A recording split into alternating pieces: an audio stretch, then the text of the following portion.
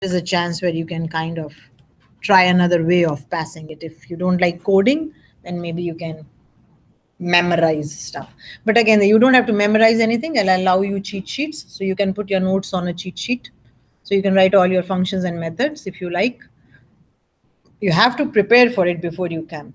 That's the main thing, right? Because you have to have seen it once to say, oh, there is a method that does this, there is a function that does this is how it behaves. So when you create your work cheat sheets, I mean, getting the printout of my program and then sitting on the day and looking through answers will not help. And that's what some of you were doing when you came for the midterm. You had all the printouts of all the programs I had done, and you were trying to see what I can take from what. That's not how programming works, right? You have to think logically and then say, okay, this is what I need to do, and this will help me do it, while to do this, for to do this, so on and so forth. So you have to be a little prepared, but programming is programming. You have to do it and it comes. So please see that you prepare well for the exam, because it's a theoretical exam. You'll be given a set time for it, 30 minutes, 45 minutes, whatever it is, depending upon how many questions I make. It is almost 1 minute per question is how it works, right? And you have to be ready with it. It's a go, go, go, do it and finish, and it will be marked. Okay, so that's how it will be. So there will be a quiz next Monday. I'll make it after I finish teaching today. So that's what I'm aiming for. Again, where do I practice? I was trying to look for quizzes online, and there are again many resources, right? So because I was trying to see what kind of questions can I make. So there are many resources. If you go in Google and say something like multiple choice questions or true false questions or fill in the blanks questions, Python, and restrict yourself to strings, because there are many, we'll have many resources. Practice them, right? That's all you need, practice. So there's a chance where you can kind of do it. And again, it's something a little different from coding. Okay, multi-line comments. We've always been writing our comments using the hash till now, right? But multi-line comments, like any other language, Python also allows you to write multi-line comments, and they're written with 3 triple quotes. You start with 3 triple quotes, write whatever you want to write, end with 3 triple quotes, and all those lines automatically become comments. Easy. Because sometimes you don't want to put a hash in front of every line you write. And especially in this program, I've done a lot of commenting so that you know what I'm doing. So I thought, why not? Okay, so that's commenting. I've put all my code, I've put the entire code, because that's how it should be. And maybe that's why, again, maybe that's why I said see me. Maybe you had written a try except, and the try, everything goes into the try except. You don't try to do something, it is wrong, and then you're still doing your calculations after the except. That's not how it works. You write your code inside the try, and then you write all the excepts that you think the exceptions can occur.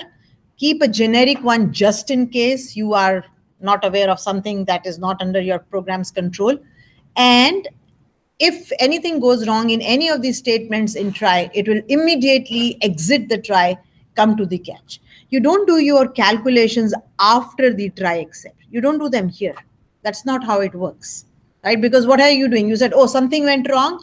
A message was put on the screen. Now let me do my calculations. The whole purpose is lost, right? So you were taking an input from the user. The user did not give an input. You gave a message, oh, it should be a whole number. And then again, you're trying to do math with that number he gave. So the try except have to be written in a certain way. Your code goes inside try, then you write all the excepts you want, and that way, if something goes wrong, the program stops, but with gracefully. It stops gracefully in the sense you will see some error message. And if nothing goes wrong, it just does everything you've told it to do, right? So in here, I've written 2. I've written an except with an index error, and I've written a normal except. Some error occurred. But again, as you keep trying different things and you see, oh, this error occurs if I do this, we can keep adding more excepts in our tries. Okay, so programmer will always test his program to break it, because if it doesn't break, then it's worth going back into the world, right? Then he can say, okay, now my program is ready.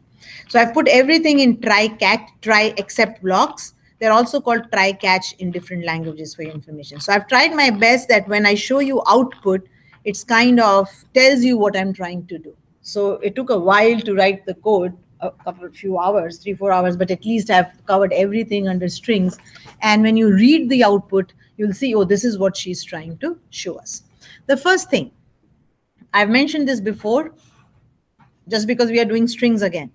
You can use the escape character wherever you want to put anything special in a print, and a print is nothing but has a string inside it, or any string variable. So if you want to assign something to a string variable with a special character, you just escape it.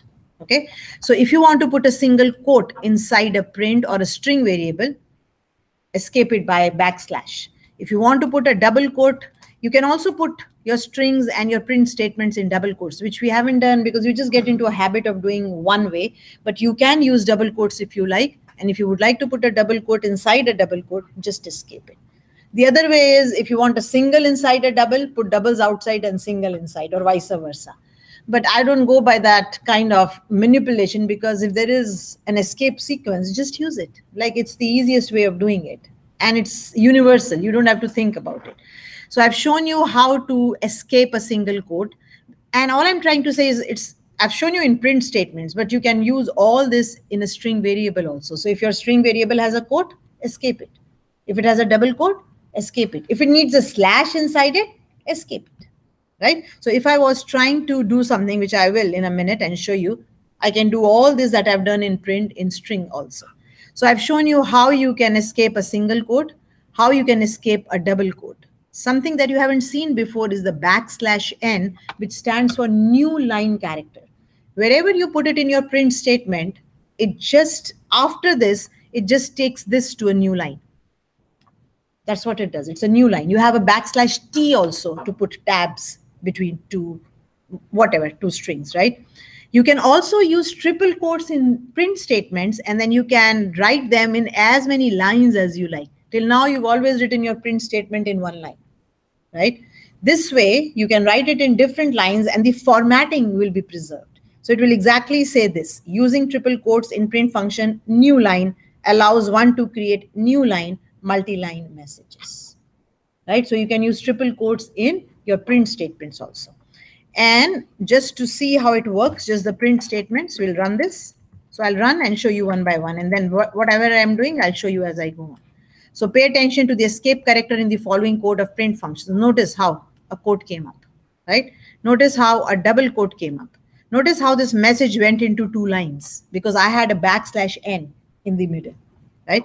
And this was using the triple quotes, and it is on different lines. Okay, so these are the print statements that I've just done here. And to show \n in a message, again, escape it. Put a \/ in front of it. So you can escape any of these special characters by putting a \. So if I wanted to show a \/ in my message, what I would do is simply this.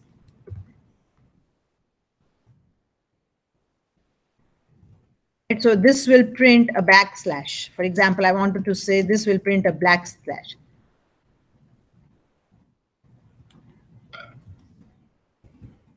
So I have to put a \, but if I put it singly, it won't, like, I have to escape its meaning. So this will print a \, using what? Using this, the double \. But if you want to put, let me try this and show it to you. What happens? This will print the oops.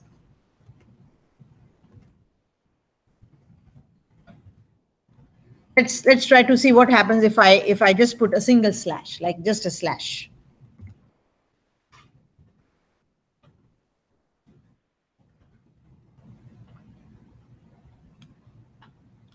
Oh, where is that print statement? That's strange. I thought I saved it. Yeah, I did. And I ran it, of course, again, even if I didn't save it. Do I have an error? No. No, it was done here. Did you close it and then reopen it? I didn't do that. Oh, I see what you mean. Okay. Yeah, because it was the old one that was coming. Yeah, because it's so long. Yeah. Right. I do it every time. But today I forgot. Oh, it is printing. But see, if I want it, so it's printing the \, but see, the double \/ is still printing it. If I didn't do a double, it wouldn't work using. So it's as simple as this. Wherever you want to escape a special character, put a slash in front of it, right? That's how it works. That's how it works. Okay, it's better to I close it every time, so that every time I do a fresh. So this will print a backslash. Using backslash is what I'm trying to say. So I wanted to show you how it has to be done. So if you don't need it, if you don't want to keep it, that's up to you. But anyway, I mean, so you can do everything. And all that you've used here, you can use in a string. So if I wanted to say, for example, I wanted to take a string variable. Let's call it example for dearth of not. And I wanted to assign Anju. Some names have a quote for your information. Writing it yourself will tell you something is wrong, because look at the color coding. When I put a quote in my name, it stops it. It says, oh, here you've stopped the string.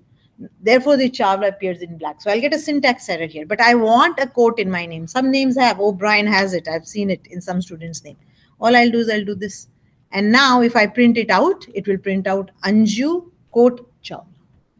So the single quote, the double quote, everything works with strings also. Everything that you've written, everything that you've done here will also work with strings, right? So you can kind of just print this if you like. And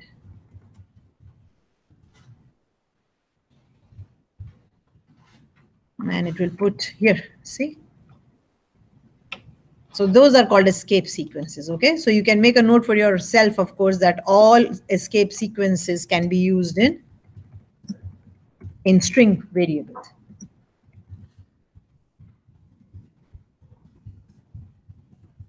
We call them objects, but I'm kind of sticking to variables because that's what you've done. So I've taken an example here and showed it to you. Now let's start looking at what is available with the string class. What can I do in a string? So what I've done is I've kind of gone one by one. So I've started with indexing and slicing. Indexing means you're looking at an element of a string by using an index. And slicing means you're picking up parts of a string, like a substring. This is also available in list, if you can recall, but it is also available in strings. So let's take an example. I've taken a variable called greeting. I've printed it out so that you see what it is. And then this one will give you the output in one line. And I've said, oh, you can always show it in one per line. We've done a for loop. So this is an enhanced for loop, basically. It's called an enhanced for loop. It picks up one character at a time from the greeting variable and prints it out. So it will just print it one per line, right? Now let's look at indexing. Same as lists. You can look at the 0th element. You can look at the 4th element. You can look at the -1th element. Remember, in Python, you can go from right also. So you can go -1, -2, and so on. And from the left, it is 0, 1, 2, 3, 4. Anytime if you try to go out of bounds, you will get an error, right? So let me go out of bounds just for the heck of it. Hello world, I think is more than, I'll just go 100. There is definitely no 100th character in hello world. Okay, let's save this and let's run it. Notice the error that I got? Index, and that's the error that I gave in my except clause. So it runs till wherever it runs and then it stops. So Python is an interpreted language. What is an interpreted language? It picks up one line of code, converts it into machine language, executes it. Comes to the next line, compiles it, it's called interpreted. It converts it into machine language, executes it. So you see, I have answers till a certain point because till there everything was okay. But when I got an error, it just jumped out of the try, went to its corresponding except clause, which was the index error. I just knew it because it's a common one. And it says index out of bounds. So 100, I can do 100, you know that. I mean, 100 is not a part of my hello world. There is no 100th character. So this is called indexing. You can go from 0 to length -1. And on the other side, you can go from -1 to minus of length, right? So that's your range. So the range that you can indexing, you can do is from 0 to length -1. That's for the positive ones. Right? So 0, 1, 2, 3, 4, 5, whatever. If the length is 10, you can go from 0 to 9. And on the negative side, you can go from -1. On the negative side, you can go from -1 to minus length, I think. Am I right? If 5, it's 5. I go minus 1, minus 2. Oh yeah, minus length to minus 1. Yeah, because negative numbers go the other way.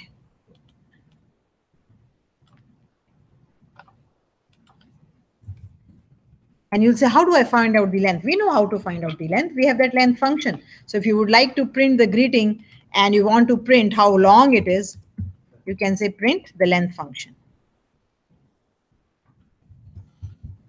You can even show the greeting.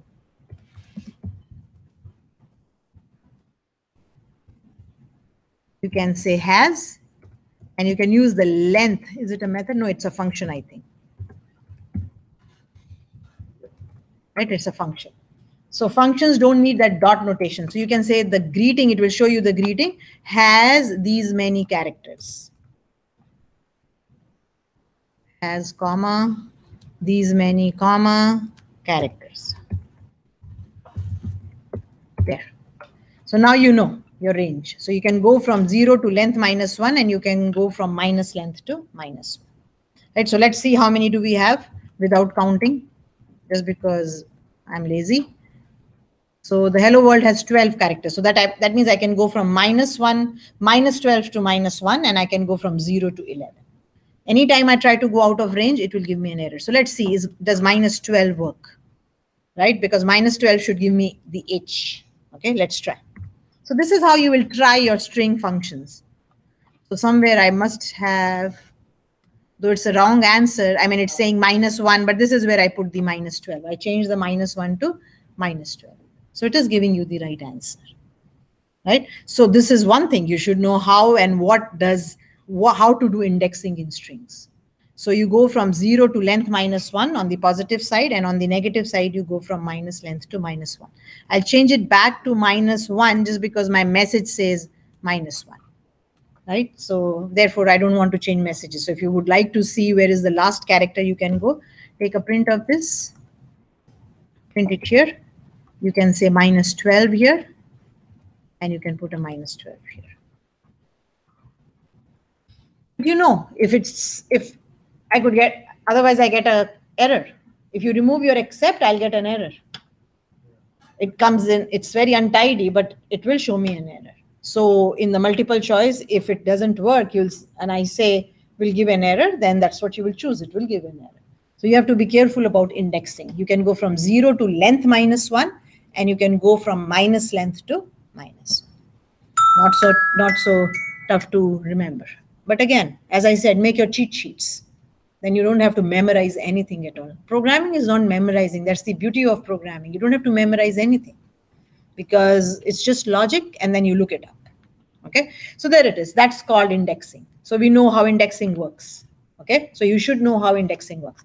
Let's now look at slicing. Again, you've done slicing in lists. And if you remember, at that point also, there was some problem about slicing from the right-hand side. So it was a little crazy acting when you tried to slice from right and said, how many do I want? But let's take a simple example. What I've done here is I've done a 0 to 5. Now, what I'm trying to show you is you can assign it to a variable if you like. You can slice and assign it to a variable. Nothing stops you. Or you can just print it out just in a print statement. So sometimes you may require to extract something and keep it in a variable so that you need it further. Or if it is just for, like I was just showing you how slicing works, you can just put it in a print statement. So how does this work? 0 to 5 says I'll start from 0, 1, 2, 3, and 4. It stops at a position before 1. And if I remember correctly, there was some discrepancy or unclarity about when you took your slicing from the right-hand side in the list. But we did figure out about the minus, as Hagen is what's his name? Hayden, right? Hayden had pointed out something when we were doing slicing in list from the right-hand side. So the same will hold here. You forgot, okay. Okay, he's forgotten, but I haven't, right? So yeah, it was a couple of weeks ago, but you can slice from the left, you can slice from the right. Okay, if I can find that example, I'll put it here. So here I've shown some slicing from 0 to 5 using the variable.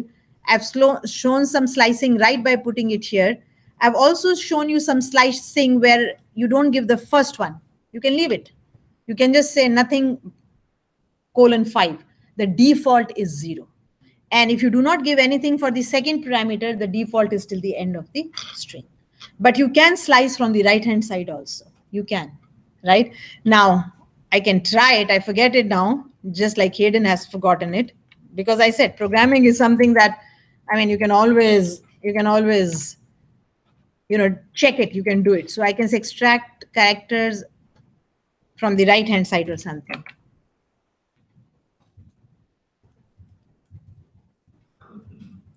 So let's give it a try.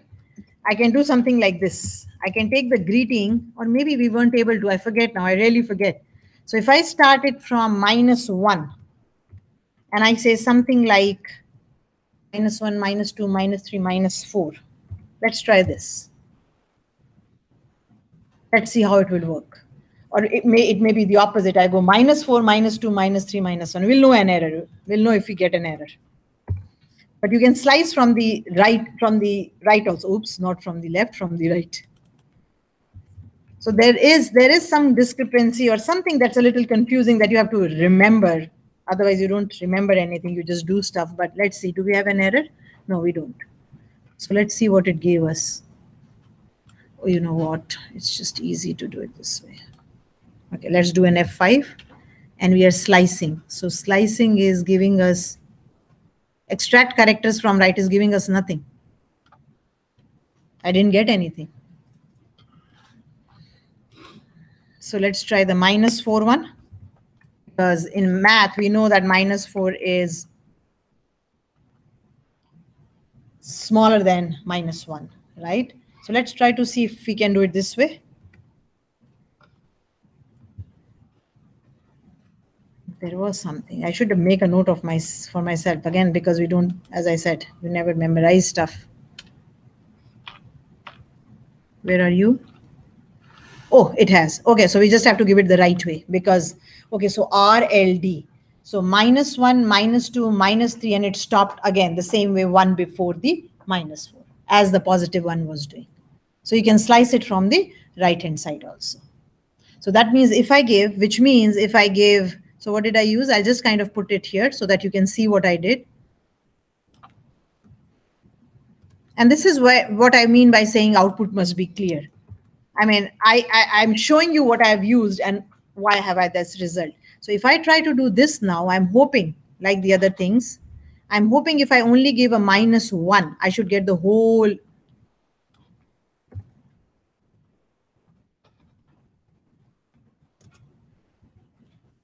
Let's try to again extract from the right and leave the first one empty. It should give me everything till the whole string should come up, according to me. I mean, that's what I'm thinking. The whole string should come up, logically thinking about it, but I could be wrong again. I better get into the habit of closing this, which I was doing when I was doing it, but anyway.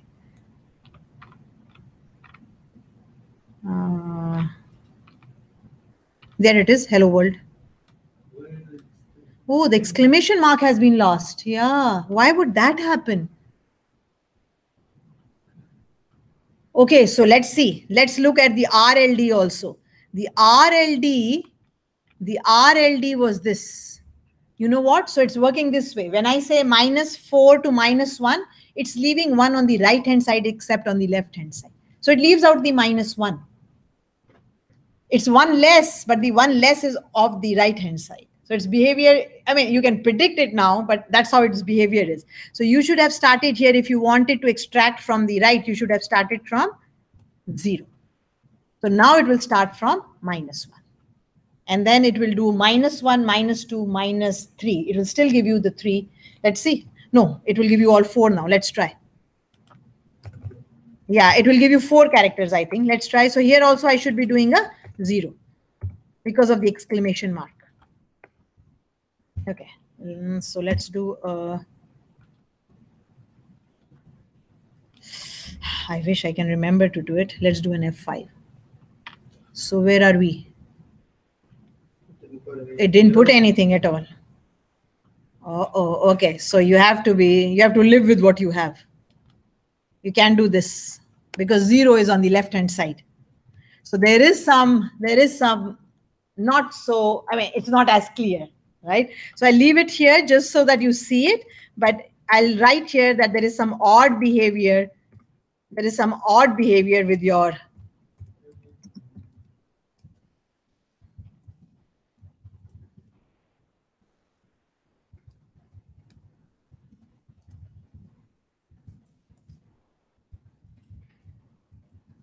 when you use negative numbers, right?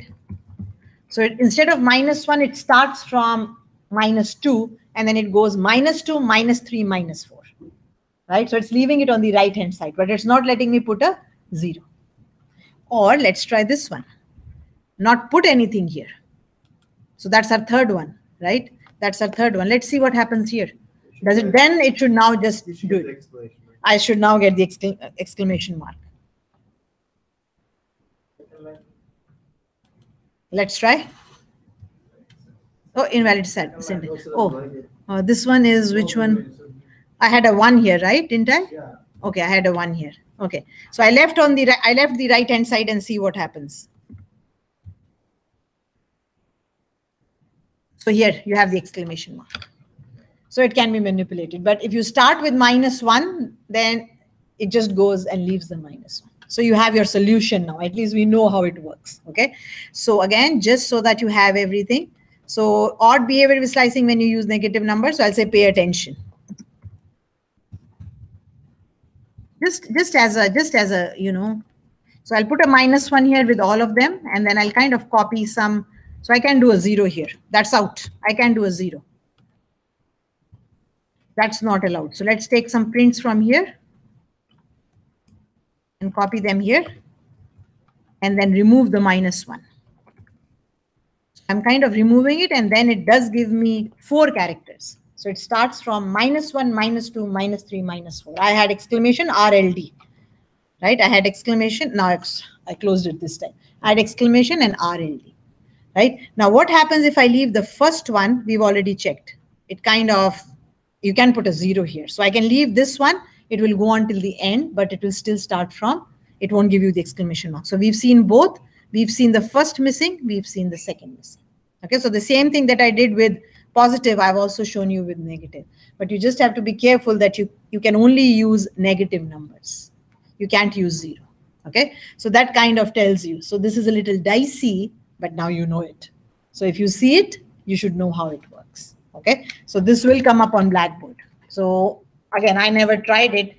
I knew it was mentioned in class, but at that point of time, it didn't. Now that I saw ahead and I said, oh, he said something about negative numbers, let's try it. Okay. Yep. So we've learned something from Hayden. So you can slice from the right-hand side, but you can't use a 0. So you will always leave the last character. So what do I do? Maybe put an extra blank. Worse come worse. You know what? In your string, put an extra blank so that it is always ignored. I mean, you can work around things always. You can always work around things. Okay, done. Now, the in and the not in operators are available in list, in dictionary, and also in a string. So what does the in do? The in exactly does what it is saying. Say I'm saying if Anju in Anju Chawla present, else say not present. So again, this kind of this message is kind of incomplete. You can say Anju is present. It's very odd that just because I just took a hard-coded one. Anju is present in Anju Chawla. And this is case sensitive, guys. If I change it to a small a, it will not work. It won't work. It's case sensitive. It's doing an exact match. So I'll just change my message so that it's more clear. So this one says Anju is present in Anju Chawla, which makes sense. So in and not in operators are available. These are operators. And these expression test whether the first string, the exact string, case sensitive, can be found within the second string. Easy, right? You can use in a list also. You can use in your dictionary also. You will use it because student numbers are unique. And I've said once a student number is in the dictionary, you don't want to re-enter the marks. So you can use them there, but you can also use them in strings. So if in is available, not in is also available. Yes? Can you do like a dot lower or dot upper? Like, because they're not declared as variables. Yeah, here I can do it. Yes, here I can do it. But does it work? It doesn't. Yeah, it will. It will work. You can say, you can do, what was it called? Lower? I mean, you can use either. Yeah, There is a lower and there is upper. Yeah. Yeah, So let's upper try. one. Oh, not here. Oh, not within it. Not That within one, it. that one. Not within It it. just seems odd because it's not really like it's not really saved anywhere. No, it's not saved anywhere. But even if it is saved in a variable, you can still do it. Oh yeah, yes, you can do this. I've tried this. Okay. It just Here. seems odd. I haven't.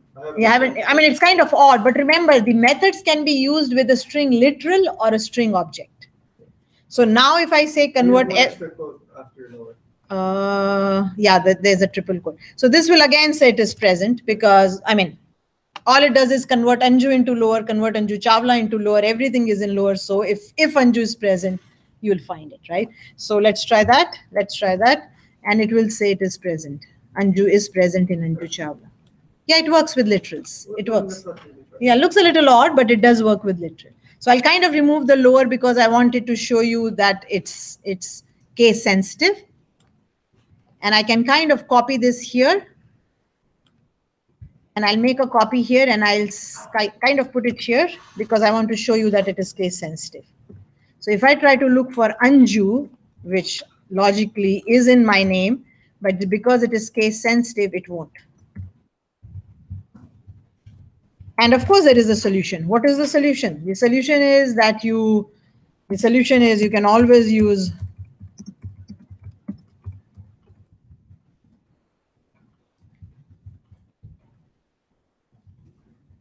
into lower or upper, whatever. I mean, of course, you will do it one of them. And you can use lower and upper or all that methods that I'm doing. All of them can be used with literals as well as variables. Okay, so now it will say Anju is not present in Anju Chawla because I've changed it to small a. And that's what is kind of makes the difference. Oops, okay, so Anju is not present. So Anju is present in Anju Chawla, but Anju small a is not present in Anju Chawla. But again, you can always find a solution. Convert everything into lower and do it. That's what you are doing in your assignment. User can enter the word end in any combination, right? All you do is convert it into lower or upper, and in your while loop, you say while student number is not equal to end. You can choose whatever you like. Okay, so that's what you usually do with strings. If you want not to make it case sensitive, if you want to make it case sensitive, then of course you won't do it, right? So yes, you can use lower and upper right here. Like I can just show it to you. It can be done right here, just to answer your question.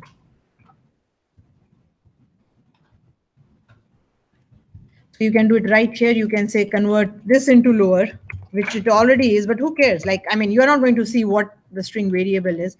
You want to kind of write a foolproof search. I'll take this solution from here and I'll put it here.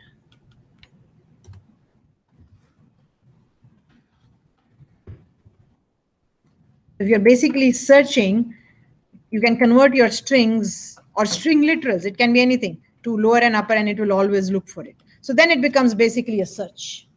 I mean, it's not a case sensitive search for case insensitive searches. But of course, it has to match. It has to match exactly. You can't say Anju blank. Anju blank will also be found, but you cannot say Anju's. I mean, of course, it's a.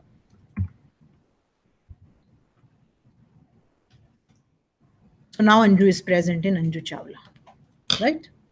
So you can always find a solution. There is always a solution to something in programming, and that's the beauty of it. You can always think of some way of doing it, but the aim, if you want to be a good programmer, is to do it the best way. Else, there are many ways of doing it, right? You can stop a loop by break, not recommended. You can stop a loop by assigning a value to a variable 0, which is your controlling variable. It's okay. Or you can use a Boolean variable and you can say, oh, I'm done, true or false. So there are different ways of programming. And as you learn programming, as you become programmers, you learn better and you say, oh, this is the one that is foolproof and makes the most sense. Right? So that's exactly how you learn programming, with experience. Anyway, so here it is. So I've shown you this is the in and the not in. I mean, I've only shown you in, whatever it is, but the not in operator also works the same way. I've also now, while I was doing I've also shown you the lower and the upper functions. I've shown you lower, the upper is just the opposite. What does the upper do? Converts everything into upper. But I think those will come forward here. I've done the upper and lower. And there are also a few other methods that are quite interesting. One, and there is an is upper and is lower also, which return true, false. You can always check, is my string all lower, is my string all upper? It returns you a value of true and false. But look at this one, is alpha. What does it say? It returns true if the string consists only of letters and is not a blank. It can be a blank string, but only letters. Is alpha numeric? L for alpha, NUM for numeric. Is alpha numeric? Your string can consist of numbers, digits, 0 to 9, and any letters, but nothing else. Is decimal? This can come handy in your assignment, though I've said use try except, but this one checks that your number is only integers, right? Only digits. You can't have a minus, you can't have a point, you can't have a string. So if you were looking for reading inputs, you can take a normal input and then you can check, are you a decimal? Yeah, you are a decimal. Okay, you're good. Then you can check it, does it lie between 0 and 10? Try except is one way. This is another way of doing it. Till now, you hadn't done it. Is space returns true if the string consists only of spaces, tabs, and new lines, and is not blank. So the string should not be blank anytime. It's kind of, they work with non-blank strings. And then the last one is titled. So notice again, what have I done? I've used triple quotes to put my comments as a multi-line comment. So get into the habit of if you need it. Okay, now here are a few things I've done for you. I've taken a message called Hello World, right? And I've taken my name just for the heck of it. I've printed the message and I can print my name also so that you know what's in the name. So I should never rely on you. I mean, I should be able to run your program and get everything out of it and not even look at the code and know that what have you done. That's how programming is. Okay, so I have said, is your message a title? What does title do? What are titles? Titles, every word starts with a capital letter. That's how you write titles in English grammar language, right? Every time you write a title, whether it is an essay title or whether it is an assignment title or whether it's a chart title, whatever you do, every word starts with a capital letter. So titles should be short, sweet, complete, and grammatically correct. So is Hello World a title? Yes, it is. Notice how H is capital and W is capital. I've converted everything into upper. I've converted everything into lower. I'm checking, is my name in lower? And I'm checking, is my name in upper? And my name could have contained 1, 2, 3. Digits are automatically taken to be lowercase. I mean, it doesn't matter. They're just ignored. Digits are just ignored. They're neither way. I think I should say digits are neutral, right? So I can change it to all lowercase and say neutral. There is no case for digits. One thing that I would like to bring to your notice is when you do something like this, you're not changing the message string. It remains as it is. Strings are immutable. They don't change. If you want to do something to a string, change it physically, then you will have to assign it to another variable. Otherwise, strings are immutable. So keep in mind, this is not changing the string. The message does not change. The message contents do not change. It's just doing a check. It's just doing a check. If you really wanted to do it, you would have to take another variable and assign it. So if I really wanted to, strings are immutable. This is what I mean by immutable. You cannot change them in place. If you really wanted to change them, you would have to take another new message. And you could do something like, I'll just do a new name here, just because I'll use it in one of them. I'll take my new name, which is kind of odd, but anyway, and I can say convert the old name to upper. This is changed. Otherwise, strings are immutable. You cannot change them in place. They cannot be changed in place. And this is not changing it. It's just checking. Are you upper? Are you lower? Are you lower and are you upper? So just for the heck of it, I'm going to put 1, 2, 3 in my name. Kind of odd, but anyway, it will show you that digits are neutral case, right? And here I'll say new name.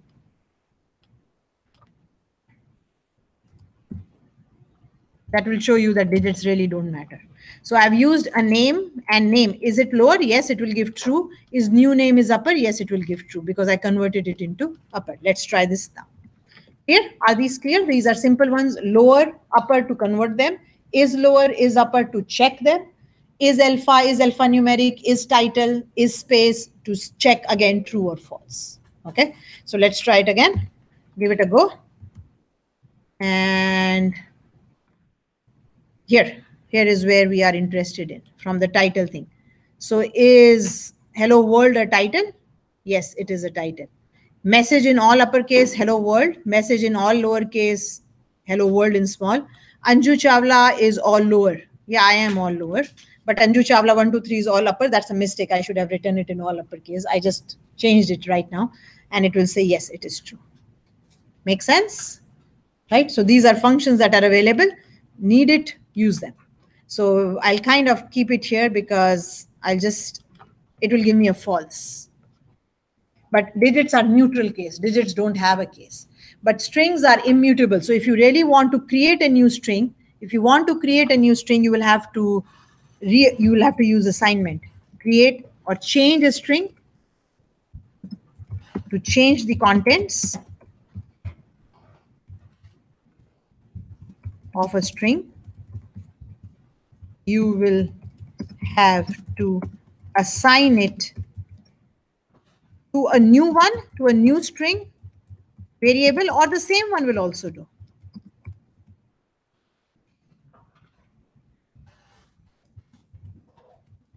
Same variable if you want. You can do that. So it kind of says,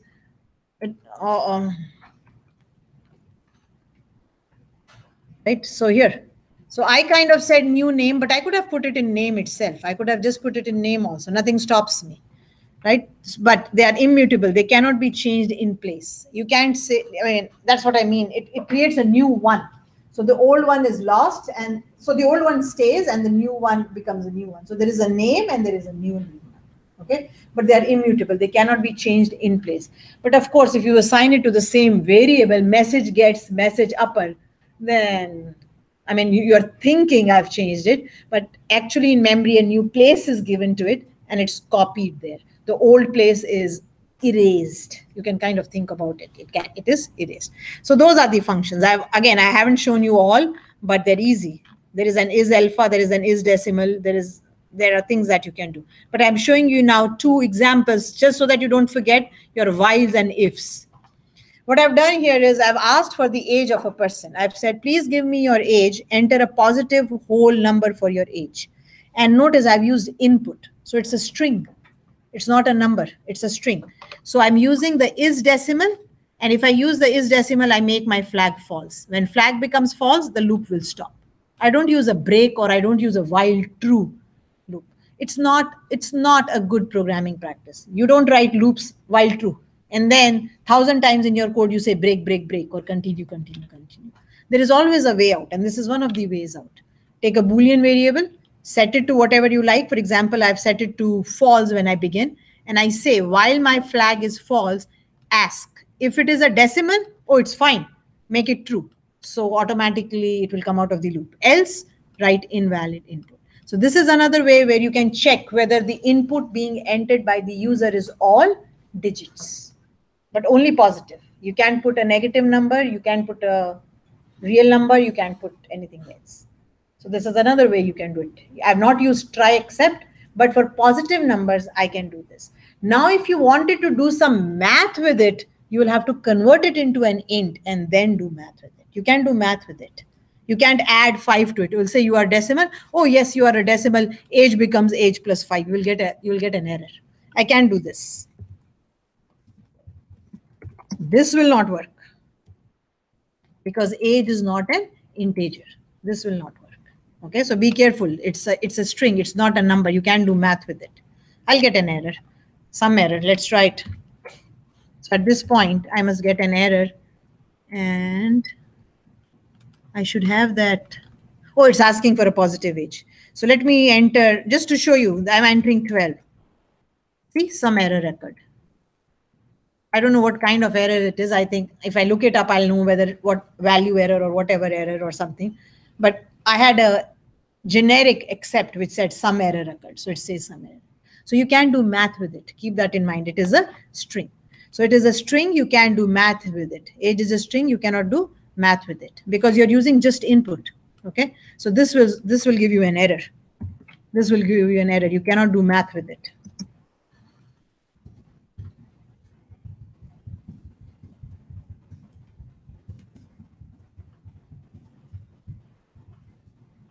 But otherwise you can check, did you only enter string? So let's try it once again now and see how it will work. Okay, so it's going to ask for an age and I'm going to give -12. It will say invalid input. I'm going to give 3.5. Of course it's going to say invalid input. It's only looking for digits. I'm going to say AA. It will again give me an error. So this is something that will help. I can give a blank. That's still invalid. Right? It is still invalid. But if I give 12, I'm okay. Right? The next one is saying, please select a new word, a password, letters and numbers only. So letters and numbers only. QW blank 12 will not work. Only blank will not work. But anything else, any other combination. So letters and digits only. QW comma QW will not work. It can only have letters and digits. And how did I do that? I use the is alphanumeric. So it can only consist of alphabets, which is letters and numbers, nothing else. So see, there are so many methods that are available. How easy it is to work with strings. So we haven't worked with all of them. Of course we haven't, but now you know. So when you prepare for your quiz, please see that you prepare all these. So I'll in multiple choice, I could say, what will be the output of this? And you can tell me what it is. Or I'll give you this code, small piece of code, and say what will happen if you enter 1, 2, 3 or whatever. Okay. So these type of things you'll have to kind of practice now because you're doing it theoretically. You won't have the computer to test it. I know you will be doing your quiz on your laptop. You can quickly open it up and try it, but you won't have time to do that. That's what happens with quizzes. They are time restricted. So you don't have the time in the world to test things.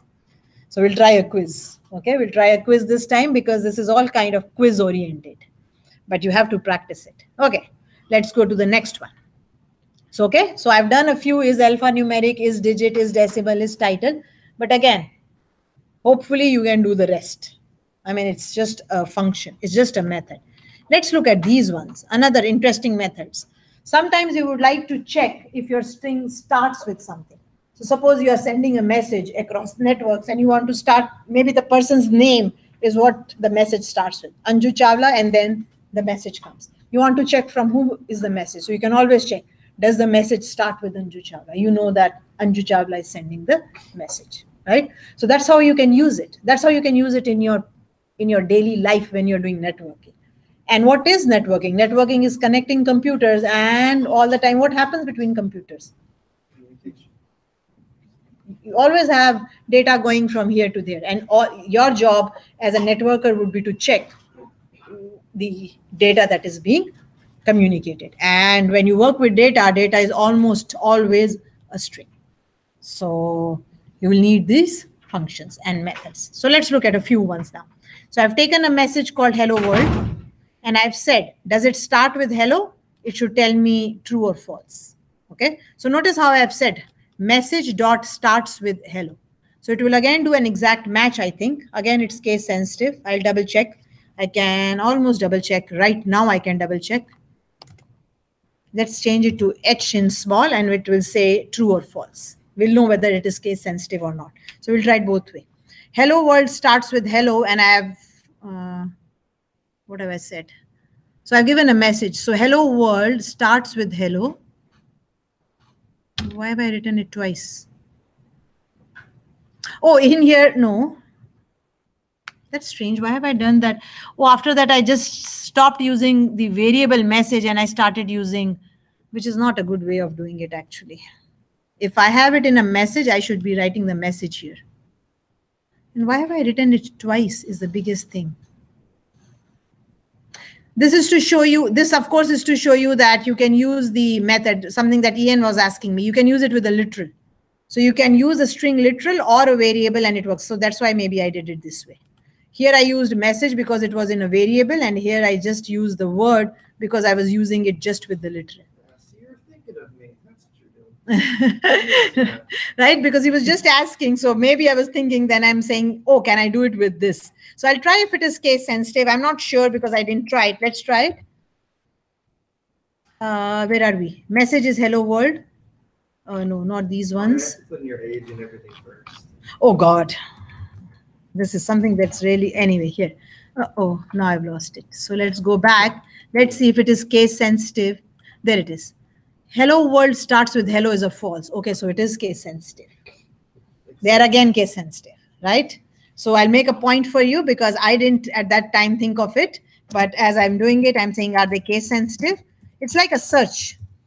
It's like a search. And again, you can always do it, always convert into all lower or lower upper and then say, do you occur or don't you occur?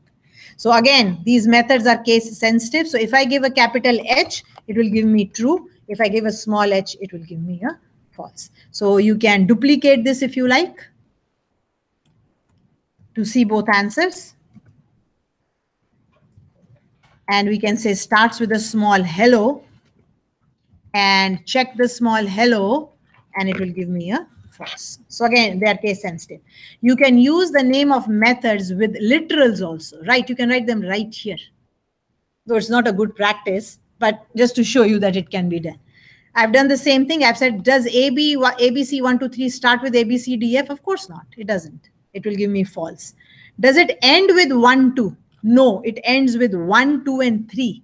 So again, this will give me a false. So and you can always check the whole thing. Does hello world start with hello world? Of course, it starts with hello world. Does hello world end with hello world? Yes, it does end with hello world. So this will give me a false because 1, 2, and 3, it ends with 1, 2, 3. You can't leave out the 3. So now having said that, now we know the answers. And of course, as I said, I've shown you everything. You don't have to kind of even look at my program to see if the answers are correct. You have your answers right here. Okay, so let's see. Hello world starts with hello, true. Hello world starts with a small hello, false. Hello world starts with hello, true. Hello world ends with world, true. ABCD starts with ABDF, no, false. AB 1, 2, 3 ends with 1, 2, no, it's false. Starts with hello world, true, and ends with hello world, true. So you can check the whole string starts with the whole string, of course it does. The whole string ends with the whole string, of course it does. Right? And so again, if you would like to give an example of what really is will work, you can kind of pick this up and we can have a true answer. You'll say then, why is this false? Because it actually ends with 1, 2, and 3. It ends with 1, 2, and 3. I'll put a colon here and I'll put a 3 here and I'll put a colon here. The colon was missing. Others had it, this didn't have it. There it is. Right? So that starts with and ends with, again, is case sensitive. You always have to, again, to make it, if it really doesn't matter to you, all you're looking is, does it start with or end with something? Convert everything into lower, convert everything into upper. In place, you can do it right in place. You don't have to actually create new variables to do it. And double check and it should work. Make sense? So those are your starts with and ends with methods. So if you kind of look at it, there are not many. At the end of the day, maybe at the end of the day, there will be 15 of them. So the only thing is you have to understand how they work, especially, for example, slicing, which was a little crazy. Remember that these are case sensitive. Things like this that you have to keep in mind. And again, and this is something you will have to just put it on your cheat sheet so that you don't memorize it. But if I ask you a question, you quickly see what it is and then you make a decision. Right? So please create cheat sheets for this. You can create 1, 2, 3, 4, 5. I really don't care. Because if you are working on it, it's fine by me. Okay? So prepare your cheat sheets, get your cheat sheets. No other resource but Blackboards will be allowed. And of course, it will be monitored. Nothing else will be allowed. You cannot open any other programs on your laptops. You will have very limited time to do your questions and you'll have your marks and be happy with it. And then you can say, oh, was programming better or our quiz is better, right? But unfortunately, with a topic like this, it's very difficult to ask and make a program of it where I can check everything. Like I did this one by one, and it's not a logical program. It's just testing things. So quiz is the best way to kind of check you on string functions. Okay, let's go to the next one. what is the join method and what is a string method. So they are the join and the split methods. We'll start with join, and then the split will come afterwards. What is the join method? And there is the split method. So what does join method do? The join method is called on a string. You can call it on a string. I'm calling it on a string, or a string literal will also do, and a string variable will also do, and is passed a list. What do you mean by passed a list? It's a method. It needs a parameter, right? Remember, methods may or may not need parameters. It needs a parameter, but the parameter it needs is a list. You have to give it in a list. So join works on a string or a string variable. It will work on both, I'm sure. I can try it for you. And its value, it needs a parameter, which is a list. What does it do? Exactly what it says. It says, pick up each element of this list and join them using a comma blank. You'll say, oh, but they already have a comma. I mean, it's a silly example, but the comma blank will put a, it will exactly join it like this. The second one is a little more interesting. The second one says, put a blank in between. So I have my name is Anju as 4 elements in a list. It will become a sentence. My name is Anju. Right? That's what it will do. So again, you can join on any character you like. You can join it on any character, a blank, a comma, or even something like this, which is silly, but putting ABC in between. So it will say my ABC, name ABC is ABC Anju. So you can put any character you like in it. And again, I've given you an example here. You can put it in a variable if you like after you join it and print that out, or you can apply it directly inside a print statement, whatever works. So whatever I'm doing doesn't mean if I'm using print statements, you can only do it in print. I'm doing print because it's the easiest way to show you an answer. Otherwise, I'll have to create thousands of variables to everything. But you can always assign it to a variable if you like. Okay. And the other thing is, why not do this also? Let's do this also. Let's take another string, the delimiter as it is called, delimiter. And the delimiter is again a string, and it is a comma and a space. And instead of using it here, I'll use the word delimiter. You're basically saying, how am I delimiting it? So I'll say a string value. I'll say, let me try. I think it should work logically. I'll say string value variable. So I took a delimiter, comma, blank. Then I created a new string, and I'm printing it out. Okay. So though it already has blanks in it, a comma in it, I just took it for, I mean, you can use a tab if you like. Nobody stops you here. Use a tab. This is how you will use a tab. Oh, but it is a special character. Will I have to escape it? I think I'll have to escape it. Let's double check. We'll have to escape it. Let's try it. Where are, oh, the age and the, I better comment those out.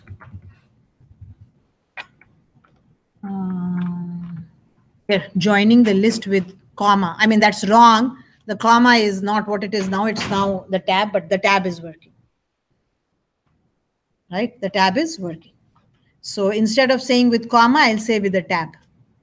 I had a comma. Now I'll say with tab. Now, if I want to print the tab, then I'll have to kind of write it, escape it like this. Then I'll have to escape it. Okay. You were hungry? Yes. It's like an ice cream store. It's true. Every morning I have this, and normally I have Coke, but I'm going healthy and like orange. Oh my God! You have an ice cream every morning? You see me? That's actually right. He normally has 2 ice creams. Oh my God! A bottle of Coke, breakfast, lunch, and dinner. That's pretty much it. Oh God! But that's not healthy. You know that, gets right? Me up in the morning. Oh. I was up at 5 this morning. I need sugar. Yeah, I know you need sugar, but then you need healthy food too, don't you? Absolutely. I mean, in a burger that has tomatoes, okay, lettuce, okay. meat. So you do eat something else also. Oh yeah. Okay, good. Burgers, fries, protein. Healthy foods. You can get a triple Big Mac custom order with like 6 or 8 patties and. Oh God, okay. Take care of your health is the bottom line. Okay, so here the delimiter, I wanted to use that as a delimiter, so I don't need a backslash here because I'm not printing it. But when I want to print it, then I have to use a backslash because I want to print as per se. So having said that, let's try that. And where are you, tab? Oh, the 1, 2. Where are you, tab? Split, there it is, joining. Joining the list elements with tab, there it works, right? Joining the list elements with space, that was me. My name is Anju, right? And then joining the function to insert ABC between the words. So pretty much you can join the elements of a list with anything you want. Pretty much, right? Any string. It could be a tab, it could be a new line, it could be a comma, it could be anything. Okay, makes sense? That's how join works. So quite, if you kind of think of it, they are powerful functions. They are powerful functions because, I mean, it's not doing something manually. You are automating it to do something. And again, think of something that can come handy. Messages are coming to you. You want to put each word on a different line and count them, or something like that, right? Or you want to join. You want to put something between each of those. The message is coming all kind of together. There is no punctuation, nothing. Then you have to kind of think, okay, but keep in mind that the parameter to the join is a list. It's coming as a list. Or from like a CSTM perspective, doing an inventory of everything that's connected on your network. Yeah. Take it, comma, separated, and then load it into a spreadsheet. Exactly, and then load it into a spreadsheet. Exactly. The only restriction is that all those items have to be in a list. Yeah. Yeah. Which is fine. Which is fine. It's going to be comma separated. So. Comma separated, right? You see what I mean? Like there is no end to it. You will find all these things handy in the real world. You're not learning things that will not work in the real world. And thankfully, Ian does bring out examples because he's worked in the inventory a lot and these ideas come to his mind, which is good, right? So, and now text is always, you can always take text from a source and convert it into another source. Put it in a worksheet. You can do it in Python actually. If you have gone through the online textbook, you can read from a Word document through a Python program. You can read from an Excel document through a Python program. Of course, you can read from text files using a Python program. And now these days, who wants to manually input data? Data is collected at some source, somehow, in some way. And now you should have a way to just transfer it from source to what you need, whether it be a text file, whether it be an Excel worksheet, whether it be a Word document or whatever it is. Okay. And that makes life so easy. And everything is automated. You don't have to do every morning when you go to work. You don't have to do it for every message that comes to you. And that's what is the power of programming, guys. You have to appreciate it. I know the students who are present here do appreciate it. That's why you are in class, hopefully. Students who maybe don't understand the power or don't want to learn programming are not here, which is okay, right? But I'll try my best to give you as much as I can. The split is the opposite, right? What does the split method do? Here, there is no sense of case sensitivity or not case sensitivity. It's just a join. What does the split method do? It does the opposite. It's called on a string value or a variable. I'm sure it will work on a variable also. And returns a list of strings. That's neat too.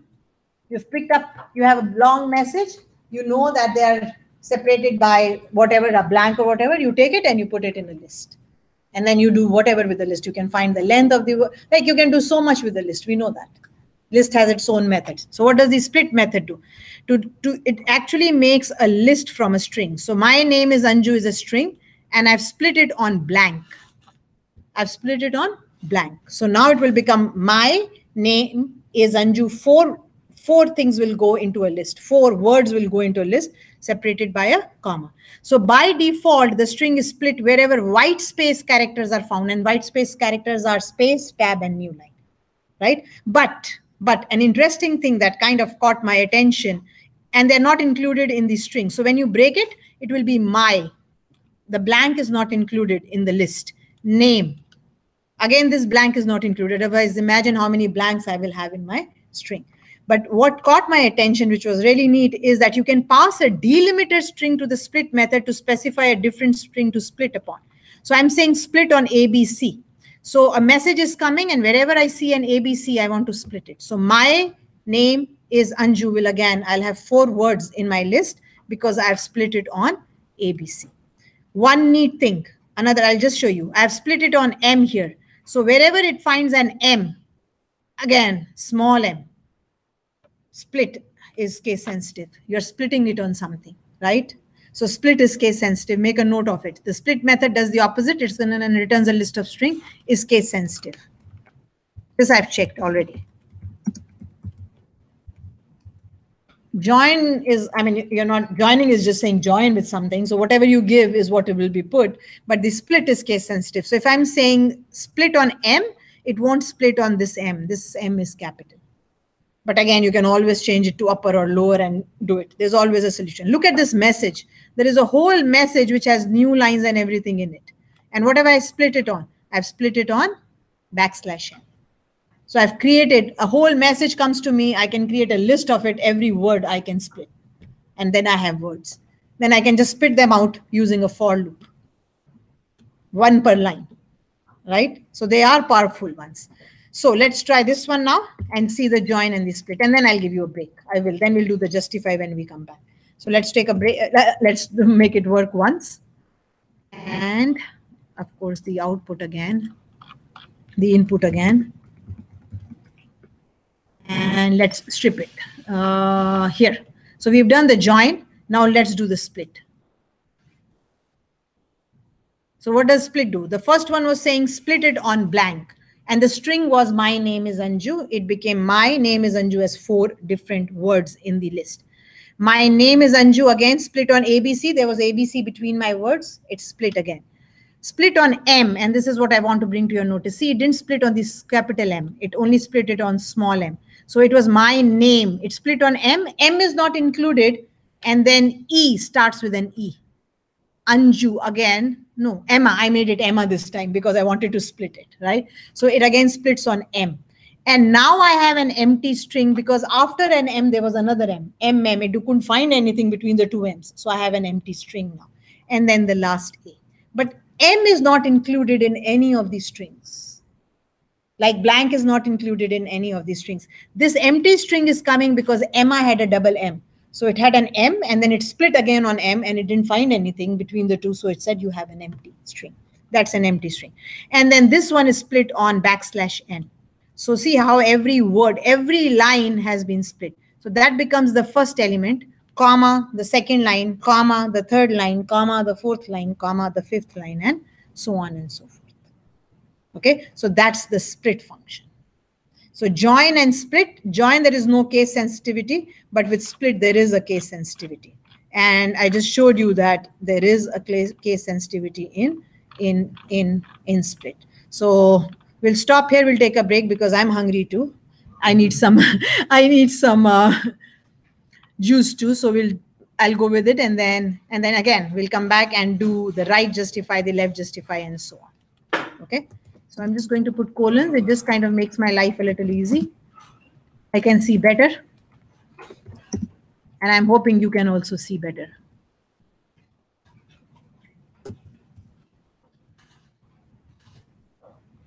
And again, you can use a variable. You don't have to use a value here. You can use a variable.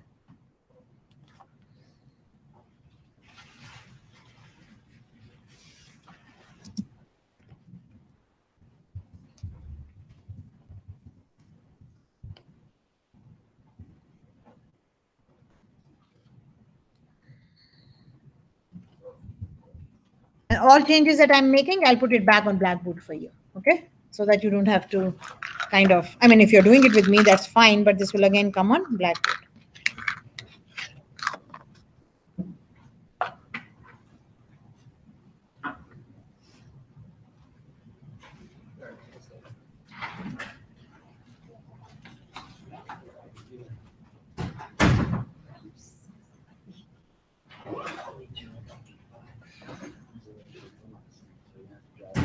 Right there. We just like hide in the back. How's it going, Batman? I was right beside It was you. like a Still saw it scared. They had a walk. How is that possible? Down. Impossible. I scared both of you yesterday at the. Oh, yeah. No, because in the Wanted to get Linux copy. class, you weren't there. I was literally right beside you, and then I Actually, picked up your other I shoulder. that's cool. Oh, was it? Sound. Yeah, so what happened That's was, weird because I thought I'm really loud. we got to the end of the lecture, right? So then we were about to do the lab. And I noticed no one's paying attention, so I asked him, like, Dennis, is there anybody doing this lab besides me? He goes, well, let's check. So he goes back to, like, his Zonzort. And he I got goes a down, conference he looks call. at who did the lab. And there I was got me, I gotta get back to there was Hayden, I gotta get back it's like 3 of Dennis. Thank you for reminding me. And then there was Batman. So I took a guess, and I'm like, okay, I think it's probably, Gotta be moving there. so 3 people are up to, are like, oh, That honestly sounds about right. Not gonna go Like, I how many mean- people show up for these classes?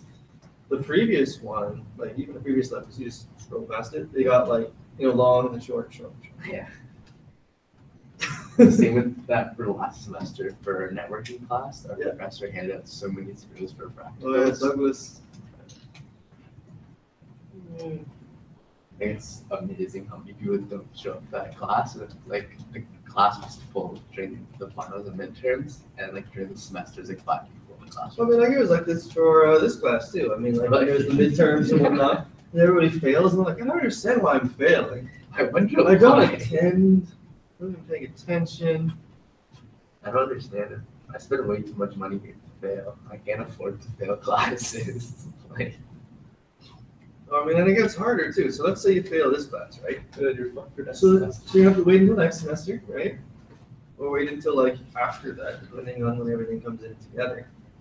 And you've got your entire course load plus this one now. It only gets worse. It Because I only think it gets builds on top of worse. yourself. So like, Yeah. if you didn't do well in last semester's networking class, you're fucked for this one. Oh, yeah, you'd be Like- But this was supposed to be one of the harder networking classes. It's the hardest semester. Yeah, they say Yeah. this is the hardest It's the semester. hardest semester, yeah.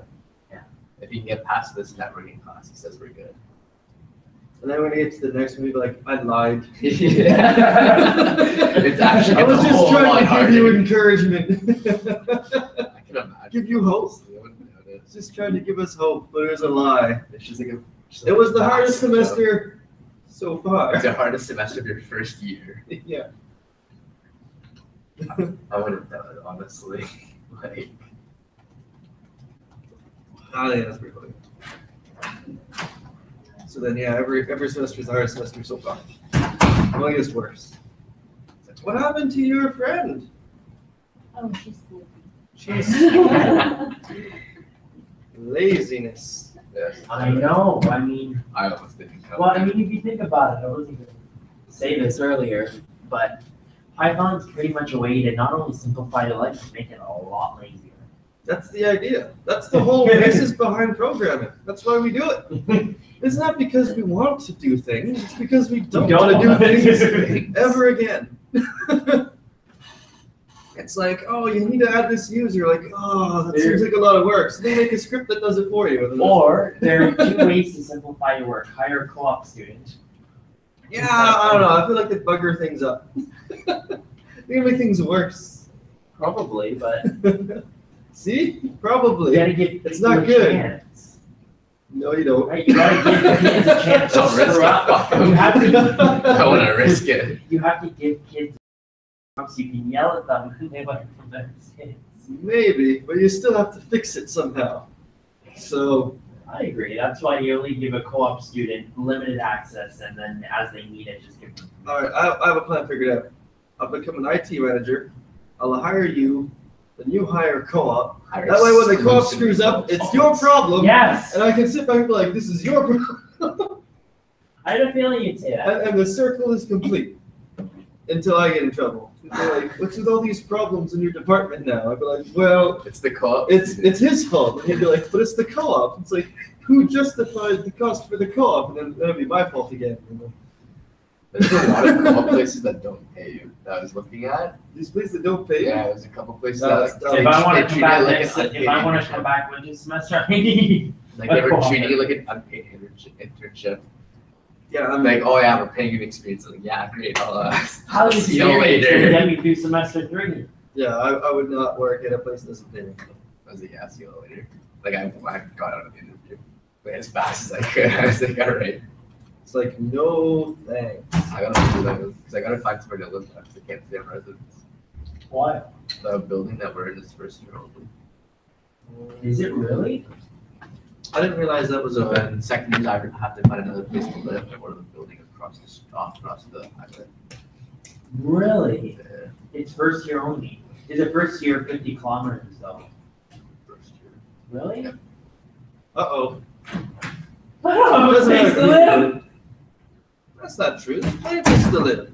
Park Man, they're bench, so expensive. find a nice tree to sit under. I Sleep in my car at I'm night. literally gonna live in my buddy's laundry room for like $200 a month. He's like, man, like, if you really need to have a laundry room, you can live in. But you know, if you get cold, you can always just, turn on the dryer and open the Exactly, door. that's what I'm saying.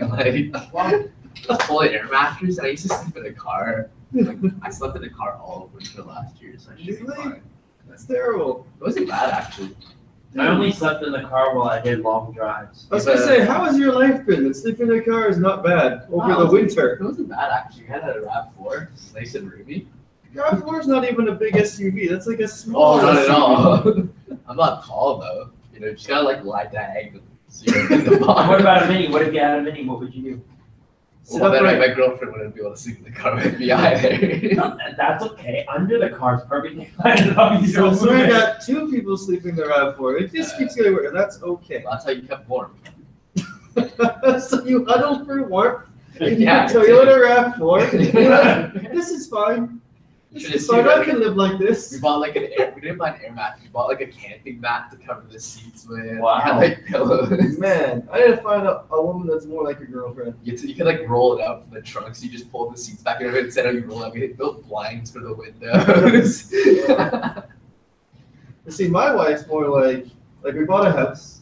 She's like, this is not acceptable for the kitchen. And then $30,000 later with quartz countertops and everything, it's like, I don't like the lighting. So then another $7,000 later and 25 pot lights, I don't like the floor. I don't like this wall. You gotta set the bar low. I want everything fenced. That's the secret. You gotta set the bar low. Because now that I have a dorm room, it's like, wow, this is the greatest thing ever. And you don't buy gifts. So when you buy like the littlest thing, it's like, oh my god. No, I already blew it. I'm doomed. You gotta set the bar low, man. It's a secret. It's That like- way they're never disappointed. They're only surprised. It's like for Mother's Day, she's like, I want an SUV. And she has a Santa Fe. Jesus. I got her a card for our anniversary. You got her a card. I got her an SUV. You got her a card. Yeah, I set the expectations too high. Nah, you gotta set them low. Yeah, Just start saying them well, I low already right blew now. that. I already blew that. What do I do now? Just set them low right now. Like, listen. I don't think I can. I think that's like that ship has sailed. I can't be like, no more of this. Just restart. Just ask her to restart the relationship. So Yeah. we can Can we from, like- restart? yeah, just from, like so I can set the expectations a little lower. Mm. It saves me a lot of money. Because even for Valentine's Day, I just have to buy her a bag of chocolate. And it's like, wow, that's the Just most a thoughtful bag thing of they've ever done for me. Or get a picture framed of us. You give me a small box of Yeah. Lindor chocolates and I'm Oh man, you got at my mall in Newmarket, the Upper Canada Mall, we have a Lindor store. So you get like a big ass bag and it's like $10. yeah, no, I live in North Richmond now. Discount chocolate. Wait, Well, they're not at the- discounts. where? Because they're in the No, Lindor store. The way I'm I don't think it's visualizing opened this, up. Yeah. Really? I haven't been home for a while, so I don't. I'm picturing you now because just because I have an image in my head. We don't even like put in a gift bag. We just have it like in a grocery bag, like No, from Zayres or something. They give you Like, hey bags. babe, Nah, I got you something special. I It's like, No, well, you sent have to the pull out test the bag on the request to your table. email to write the quiz and Have the grocery bag just so I into can it have a now. little bit Yeah. more extra Sure, time. sure. Yeah, and there will be a class after that. You can have extra time if you want, but But chances are I might miss most of it. yeah, so that's okay by me. Whatever time, I'll tell them whatever, but it will be time bound. So handful. For you. On the accommodation, I put, because you were saying between 35, I think you said between, I don't know how much time, so I either put Yes. 50 or 60 minutes for. Yeah, put an hour, but the only problem with that quiz will be the students will. So her mom is a. I'll have to put a time limit, but if I put 60, then everybody can do it for 60 minutes. It's a series of See? retarded. Well, I put it, you can't, is it a Blackboard quiz? Yeah. Blackboard quizzes, you can individually do it. Greg Smith did it for me when I did my exam, my midterm. Maybe he made a copy of it or something. I'll ask him. And then, Because still, I've never done a Blackboard quiz, which is time bound. I've always done programming. my other professors, what they do is, for example, my Linux, Dennis, he set it up so that everyone gets, so I get double the time that everyone else gets, and he was able to set that up. Yeah, I'll have to find that how to do that. I've never done it. I know there is a way to do it. There should be, but I've never done it. So I'll have to, I'll write it to Blackboard team and find out how to do it. Yeah, for sure. Yeah. But I put in the request, or at least testing services have it, is then they can't send me an email saying, you're too close to the 2-day mark. Yeah, They've done that okay. before. Okay. Put a little more time. How much have you asked for? 1 hour? I just put the minimum, or I put, 2 hours? yeah, Okay. no, yeah, I think it is 2 hours because it's double. Okay. No. So you have asked for 8 to 10. You've taken a slot of 2 hours? Just to be on the safe side. Maybe you only need 1. Well, I put when I put in the request for timing, you have to add the time onto the time that I put. Okay, so I So have I to put add the it. 1 hour, so that when you add the other 1 hour for this, Okay, it's okay. double time, it would be 2 hours. Okay, it will not, I have to still make it. So I'll see how many questions am I able to Yeah, make. and if, you change it between 3 hours, as long as it's, the double the time, Okay. then it's. Okay, I'll find out how to do the doubling Yes. off for you. Yeah. Okay, perfect. Okay, no problem. Oh, well. Did you get selected for any other interviews? I did a couple. I got some for my dad who's a VP at a branch in BMO. So wait, your dad's a VP at BMO? I'm a branch. Of a branch? And you sleep in a Toyota. Yeah, I've got that email. Yeah. You got the email? Yeah. Does he love you? My mom was 8 months pregnant at the end of the wedding, so big as pregnant. He got me a couple I'm not interviews. saying you're a mistake, but Oh no, it's totally. He got me a couple interviews, but a lot of them were saying that I'm not there long enough to warrant taking me on. Like, yeah, if it was 9 months. oh, so yeah, you don't want the 8-month Yeah. internship. Well, you know what you could do is you could always talk to Rita and say, would it be possible for me to move all my co-ops to She the says last? no. Oh, you asked? Ken did. Oh, you can do it all together at the end, no? No, Rita doesn't want you to break your stream. No, That is true. Unless you It absolutely throws have you to. off for the rest of. Yeah, no, I agree, but unless you totally have to. But maybe things are different now because before we only used to have a fall intake, right? Then the fall intake, then winter got added to it. And now we also have a summer intake. So all courses are basically running all times now. Yeah. So maybe that way you could. I'm just You going by could. what Ken said, because he apparently asked, because he wanted to do both co-ops at the same time, back to back. Back to back. Well, unless, because I spoke to her and she seemed eager about it, but that's only because I had a medical reason. Uh-huh. So I think if you bring her a valid argument, not just, okay, yeah, I want to have it back to back, so I don't have to do 2 semesters of class, that's different. But if you actually have a medical reason, then, because she was more inclined to say, you know what, why don't we just throw yours at your 2 co-ops, and this was her idea, at the end of your school term, so then that way you can, work out what's going on, and then that way you can go into it. But you're right, she does not like breaks in the street. I mean, I don't care. I actually look forward to having, working in September. Oh yeah. It's weird, because I've never not worked since I was 12. Yeah. So for me, this is the longest period of time I've ever not worked. It's starting to drive me a little bit crazy. So I'm I going don't know what to do a with little it. bit crazy. I You don't could know. attend classes. Like all of them. I Take up an tried. extracurricular, open up a company, Take a become a certification. chairman. I should. Take some certification. I should. I started taking I'm also certifications. lazy because once I get to my bed, I'm in that bed for the rest of the day. That's why I don't So study in my you're room. not bored. I can't Or do neither it. do I. I go to the library to study. Yeah, Yeah. or the I want lounge. to pop an Adderall. That's something else. That's what I did for finals lab for the fucking You did math what? class. For the My math bad, for class. the math class. I don't know. That math class was hell. I didn't have to take it. You did? No, I got PLA. It's perfect.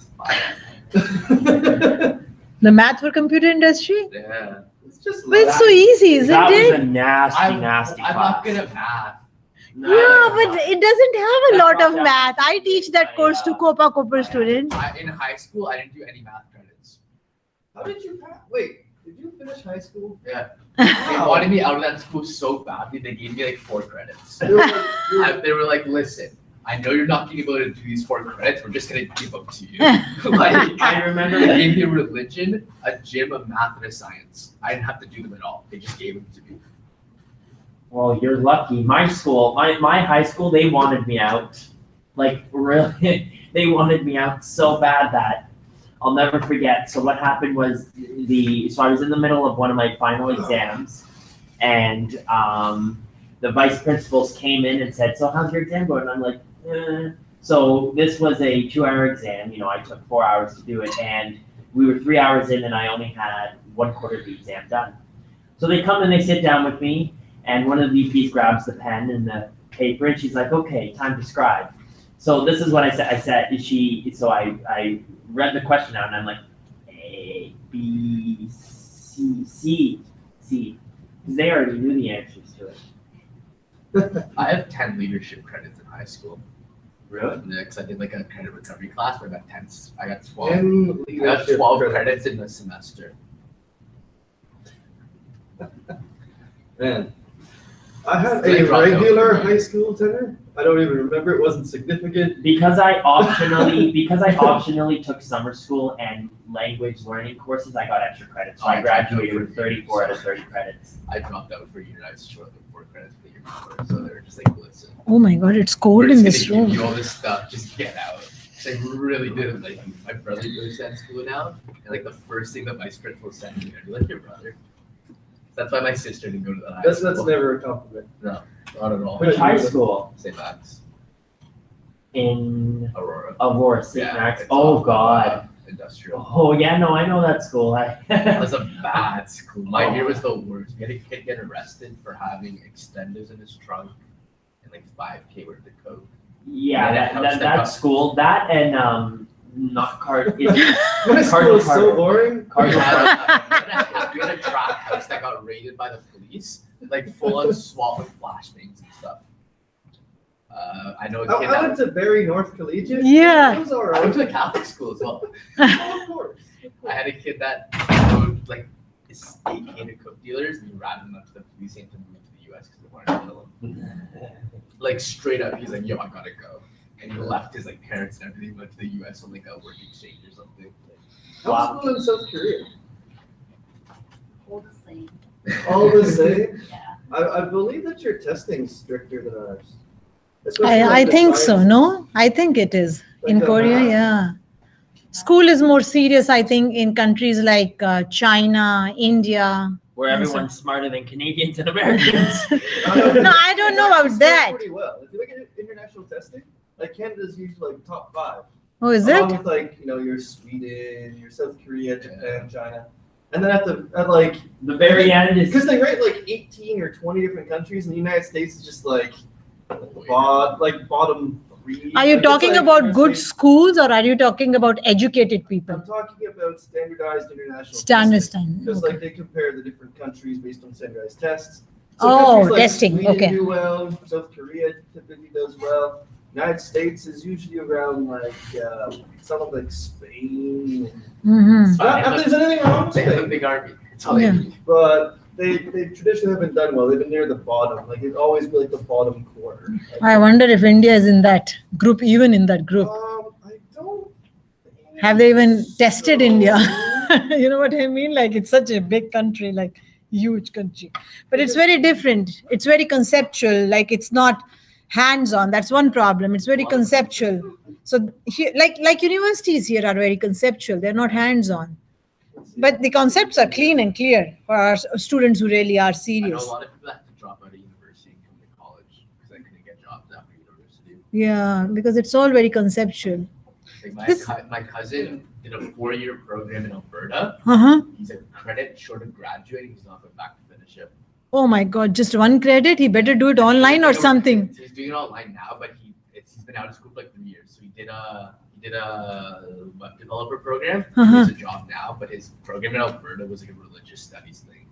Oh God. So his grandparent, he's like 300K in debt or something because he's in Alberta. Mm. All right, so I found like the 2015 scores. Mm-hmm. So it's like for math, for example, Singapore actually was first. Singapore, Yeah. Hong Kong, Taiwan, Japan, China, Korea, Switzerland, Canada, Netherlands, Denmark, Finland. And it kind of goes way down, way down. You get the average, and then you still keep going down. And then finally, you find the United States. Oh my God. So the United States is like right above Croatia and Kazakhstan. Is India in the list at all? I don't actually see. This is standardization of math exams? Yeah, this one's math. They have to test multiple things, right? I don't see India. Oh, they don't On even here. compete? Then they test reading. So Oh. and then you have once again Singapore at the top, Hong Kong. Singapore is a good university. It has a good university. Canada is third. Oh, Reading. that's not bad. Then Finland, Ireland, Estonia, Korea, Japan, Norway, and then you work your way down. Send me the that list website. again, work your way down. I wouldn't- and then you I would find be yourself interested. United States, and then Spain, and then Russia. Okay, guys, let's get back to this. Let's see what we have to finish. And then I want to talk about regular expressions because they're really interesting. Regular expressions. Okay, let's finish up. Let's finish. Yeah, they're hard, but anyway, but they're interesting. We'll keep it simple for this class. Okay, let's look at 3 more methods. Actually, 5, no, I think 3. The last 3 or maybe last 6 more. They're called R-just, L-just, center for right justifying, left justifying, and centering what you want to do. Very helpful when you're drawing a tabular structure. You want to print something in a tabular structure, give headings and pretty and make it pretty. There is where they come handy, right? So let's look at what happens. So I'm trying to justify hello in a field of 10 characters and I'm using R-just. What will happen is this. 10 columns will be assigned for showing it, displaying it, and hello will be put towards the right, in the right 1, 2, 3, 4, 5. So you will have 5 blanks and then the word hello. So if you were creating a table in which you wanted to put column headings, title at the head, then these R-just, L-just, and center will become really are handy. So what does it do? R-just for right justified, putting it towards the right. L-just for left justified, putting it towards the left, which is also the default. When you print something on the screen, it always starts from the first column, right? And then center to put it right in the center. So you're saying center of what? I'll give you 10 characters, put hello and right justified it in that area of 10. Give it a space of 20, right justify in 20. Now, just to show you that it really works, I right justified it and I gave it a second parameter, which is saying, okay, what do you want to put on the left of hello if you're right justifying it? I said star, so that you could count the stars, that there were 15 stars and then the word hello, right? That shows you that it is leaving blanks. And the L just on the left-hand side. The padding can be done by any character, so you may not give any padding character and it is by default space. If you give a padding character, then it puts stars or whatever you give as the padding character. The center is neat. I like the center. The center will put it exactly in the center and will automatically put hello in the center, which is 15. And I think it puts 8 and 7 on one side and on the other side. And that's very neat when you want to draw tables. Believe me, it works. It works so neat and clean. So let's try it. And to show it to you, oh, again.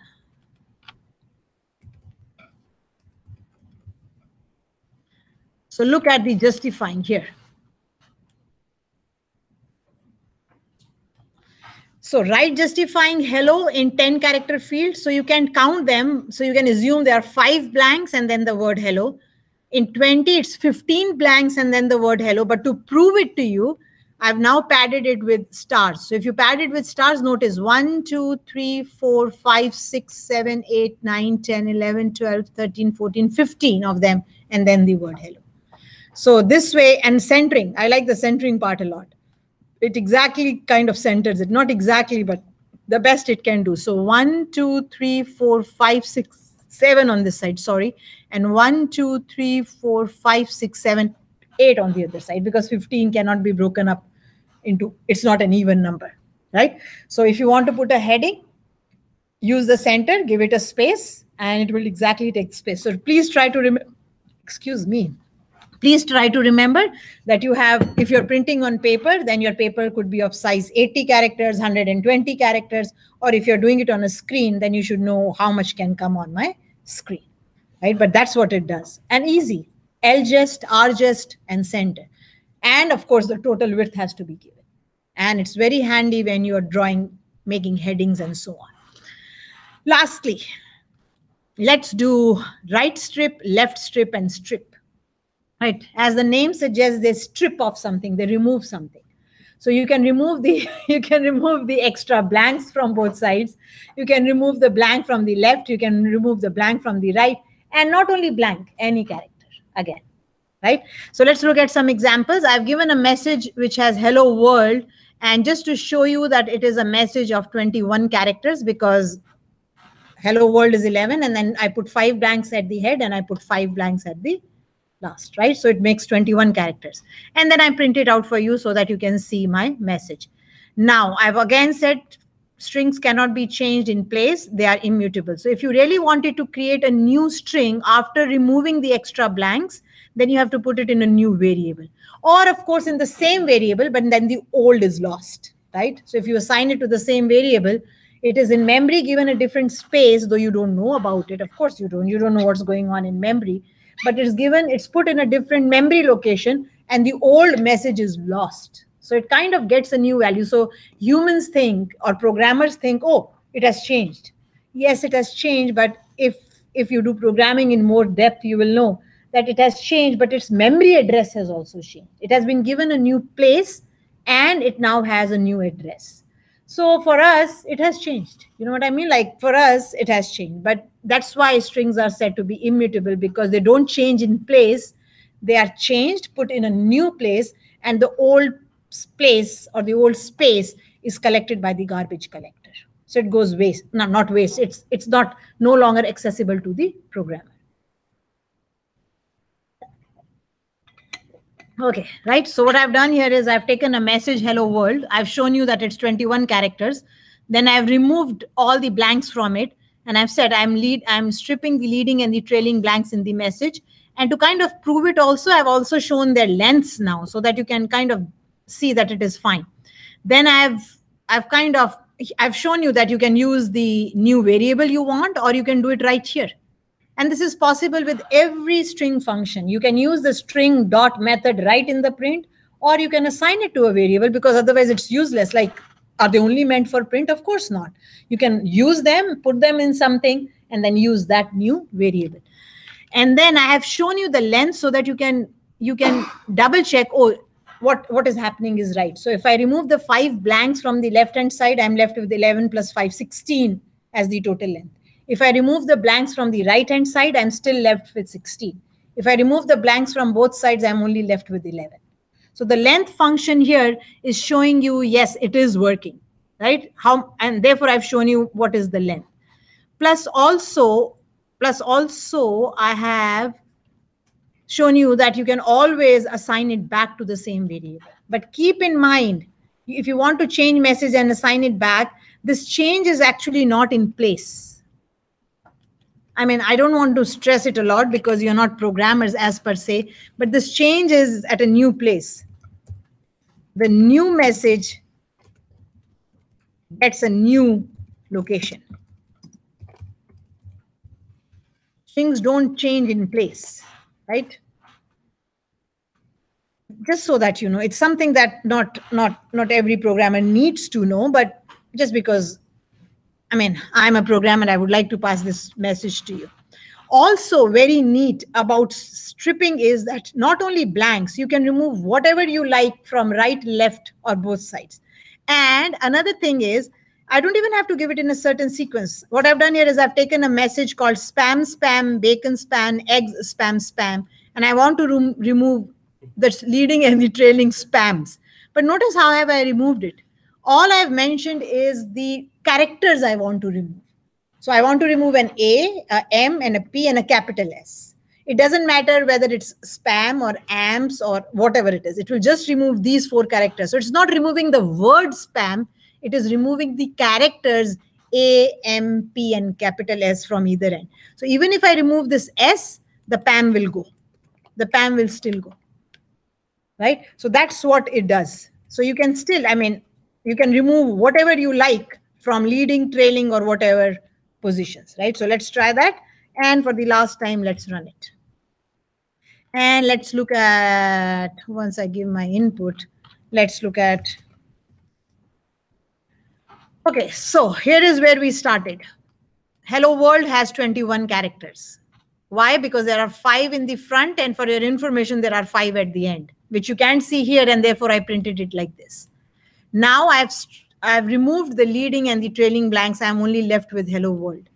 I have removed the leading and the trailing blanks. I'm left with hello world. One was using the variable message and one was using the literal constant. The idea is don't use literal constants in your code. Always give them names. Like you give constants names. Like in your assignment, I've said, don't use magic numbers 5, 0, 10. Give them names. And again, it will have, oops, I forgot to put it in the rubric. I better put it in the rubric. That all your constants must be given names. I'll do it right away. And then if people are looking at the rubric, they can double check. Now, after I remove the trailing blanks, what am I left with? Only 11 characters. Why? 5 blanks in the beginning and 6 for hello world. So it tells me, yes, the blanks have been removed. I removed the leading blanks, which were also 5. And then what am I left with? I'm left with 16. Something is wrong here. Okay. I have removed the leading. Okay, so the leading blanks, I only showed it in one. I showed the size only in one. I didn't show the size in the other, which I will.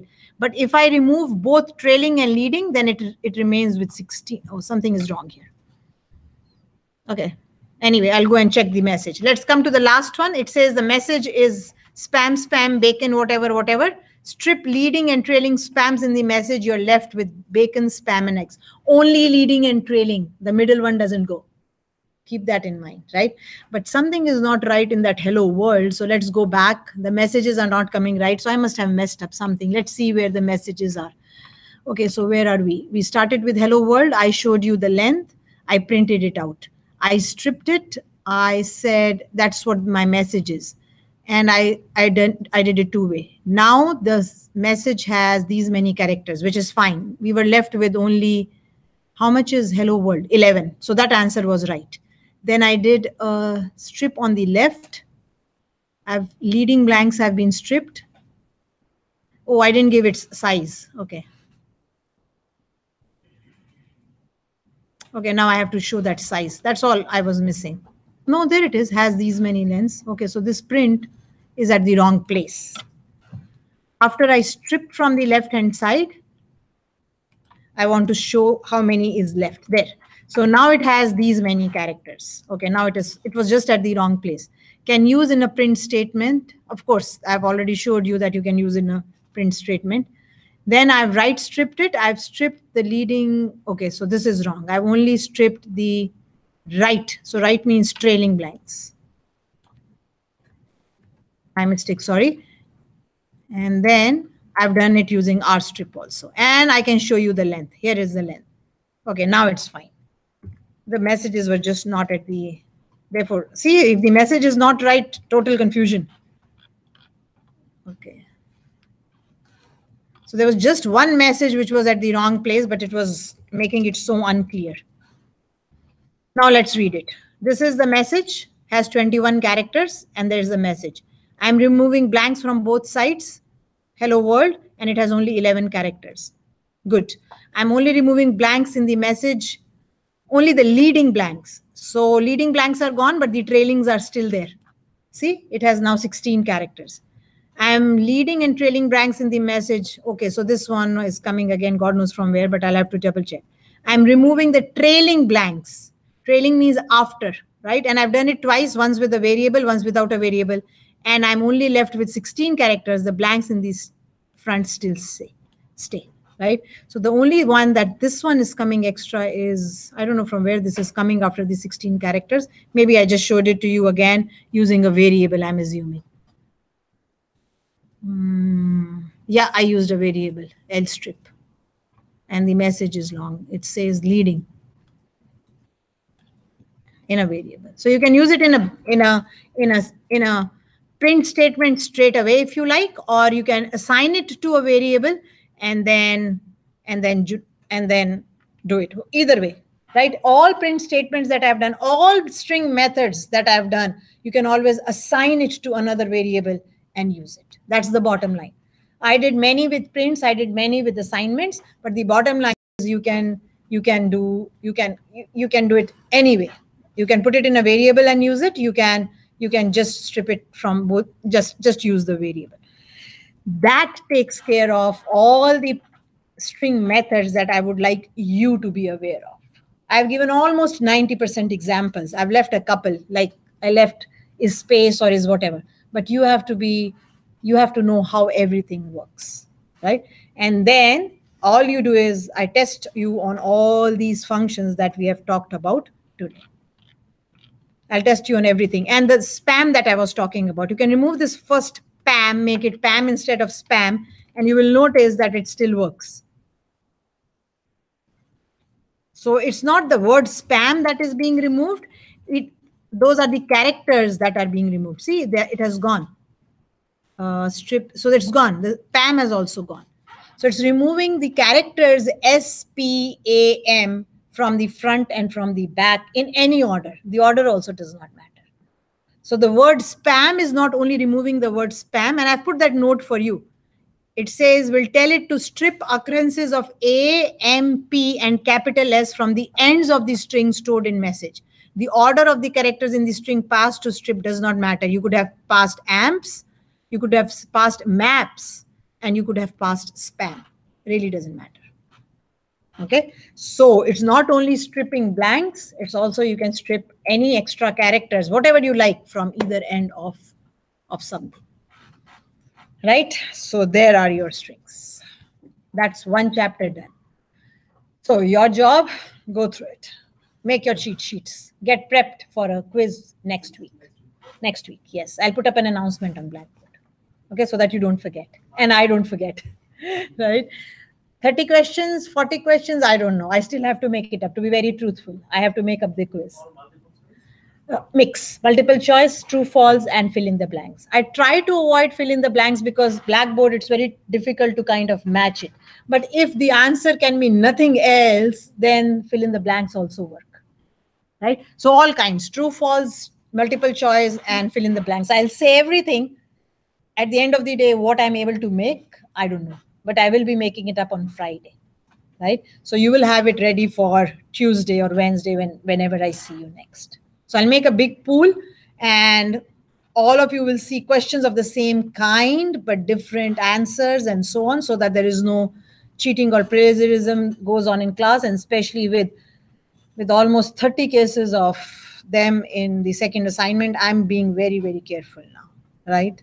Like you can't take somebody else's work and say it is mine. Refer the web, learn from the web doesn't mean take the solution from the web and give it to me. Like it doesn't mean that. Of course you have to refer to the web. How else will you learn? I learn the same way, right? But you can't copy and say, you told us to refer to the web. I mean, that's ridiculous. Whichever country you are coming from doesn't matter. Did someone actually say that? Yeah. Like, Solid defense. and it's ridiculous, right? And I can do an example in class, and that's what I've been doing from day one. Every chapter I cover, I do an example and I try to give whatever I can give. Now, the onus now lies on the students to do more of the kind. And from where will they do more of the kind? There are resources online. But a student says, you give us questions on every example you do, give us 10 questions to do. That's too many. Like, and I can make them, guys. I can. Making up an assignment takes me a day. To be very truthful, because I have to be very clear in what I want so that you understand what I'm trying to say. I check you on everything I've taught you in class, give a little bit of thinking process in it so that you can think. I can't give you, oh, I'm doing an example, now you do 10 of these. It's impossible for me. For any teacher, you can do it. Then you'll say, where do I find them? Go to the web and find them. Look for loops in Python. You'll have thousands of examples. Try them out. That's how you will learn. That's how one learns programming. That's the only way you learn programming.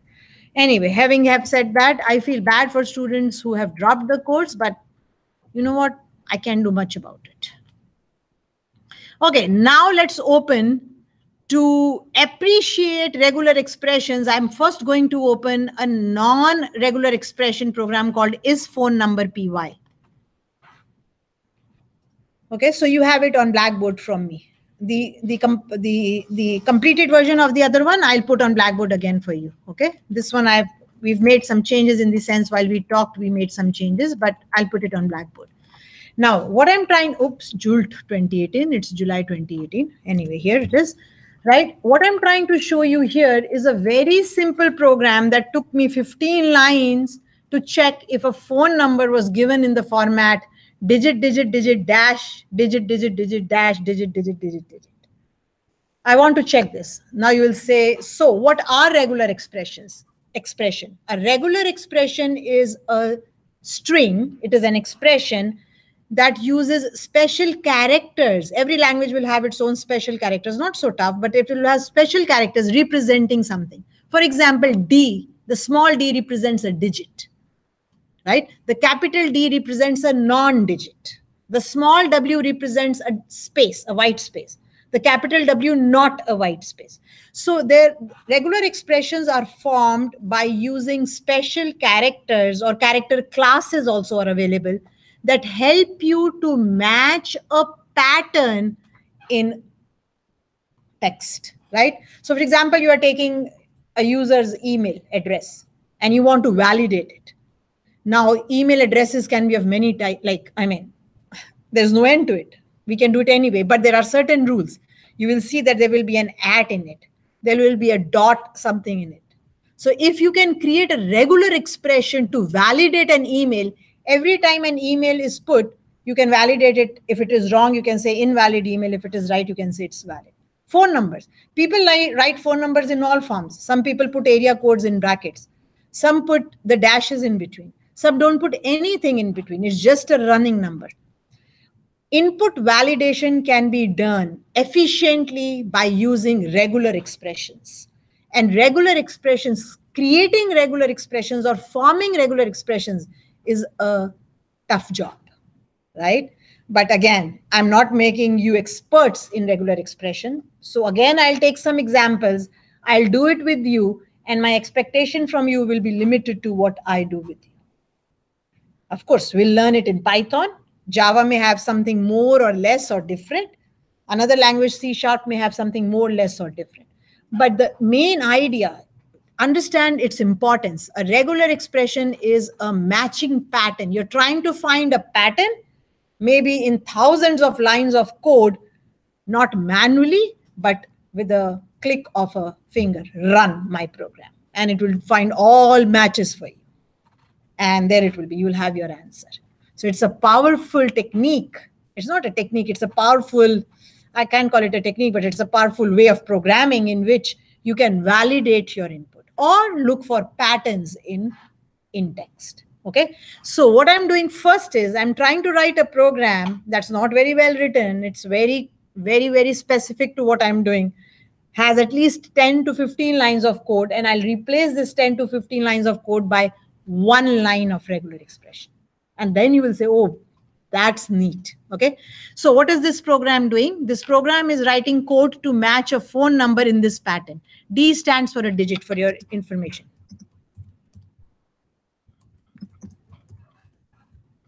Right? D stands for a digit.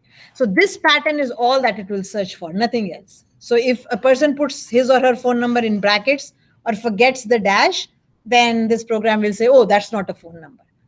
That's how restricted this program is. So if you say, if I want to do a check for every type of phone number, then you will have to write 4 or 5 functions for every format.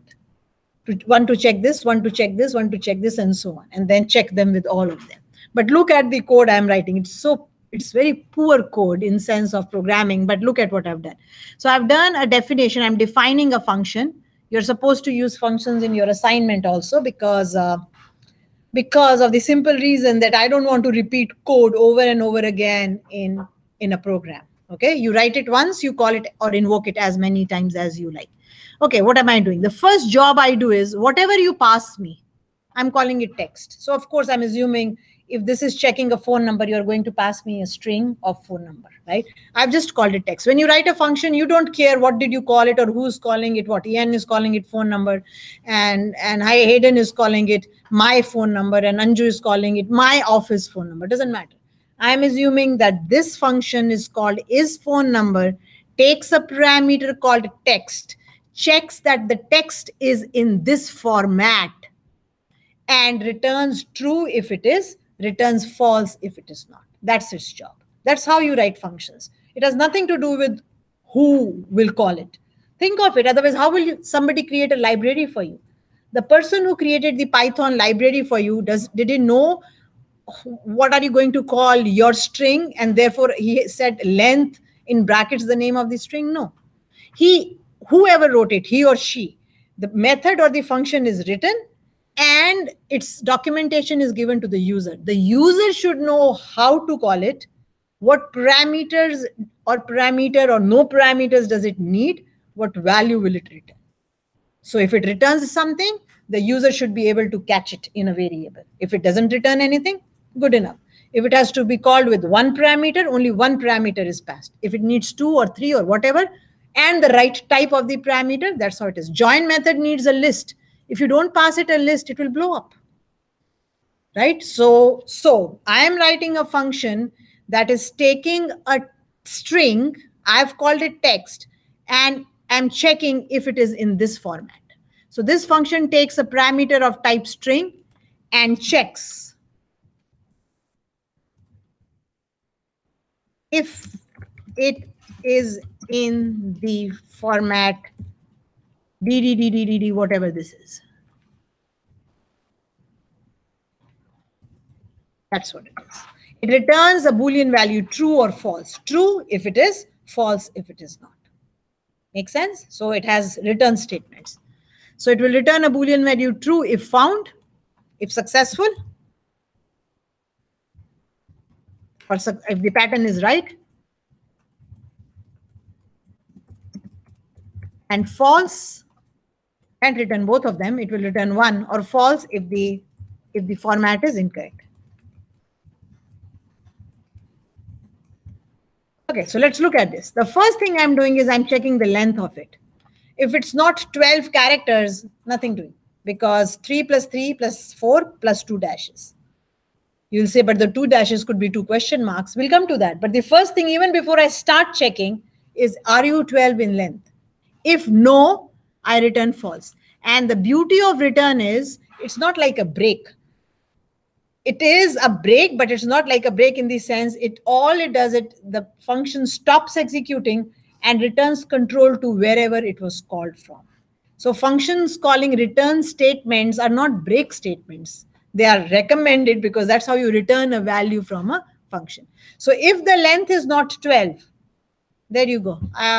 Yeah, I'm not even going to check it. Okay, so now if it is 12, I'm going to check the first 3 numbers. So 0, 1, 2, right? Each of them should be a digit. Remember we did the is decimal, which says it is a number. So I pick up text I will be 0, then I will be 1, then I will be 2. Are you a decimal? If you are not a decimal, the Boolean operator not, return. So even the first one, so if I say A, I start with A, return will take me back. Why should I check the rest of them? My first letter is A. No, it has to be a digit. Okay, so if it is a digit 1, I go to the next one. It's a digit? Yes, I go to the next one. It is C. Wrong. Go back. Finish. The work is finished. There is no sense of going further. There is no sense of going further. Return from the function. So return statement, you can have as many return statements if you see I have so many return statements, but they are mutually exclusive in the sense that I'm saying if you find this, go back. If you find this, go back. So it doesn't do anything. So it checks if the first 3 are digits. If the first three are digits, then it will come here. Then it checks, is the fourth one, text 3 means what? Is the fourth one a hyphen? Yes, it is. If it is not, it says go back, you're not a phone number. But if it is, then it checks the next 3 digits again and does the same thing. Are you a digit? Are you a digit? Are you a digit? If that's okay, then it checks if the 7th one is a hyphen, which means the 8th one is a hyphen. No, go back, you're not a phone number. Then it says, okay, till now I am okay, everything is going fine. Now let me check 8, 9, 10, and 11, which are the last 4 digits. If all of you are, if any of you is not a digit, go back. But if everything is okay and I come here, what do I return? True. So it is a phone number. So it's a lot of text. It's not tough, but it's wordy.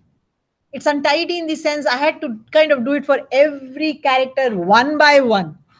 And I can do nothing. Exactly 3 digits, a dash, 3 digits, a dash, and 4 digits. But think of when you give phone numbers or write phone numbers, how many different formats there can be. Somebody may put dashes, somebody may put area codes, somebody may even have an extension, whatever. So this program is only good to check if the phone number is exactly in that format, right? Sometimes this is done. On the front end, you, of course, you're not front end programmers, but on the front, on a web form, many of you must have filled up a form on the web. Notice how they make your life easy. If they're asking for a phone number, the brackets, the dashes sometimes are already given, so that all you do is fill it in. Then what is the programmer doing? The programmer is taking your input in that format and knows that it has to be only checked in that format.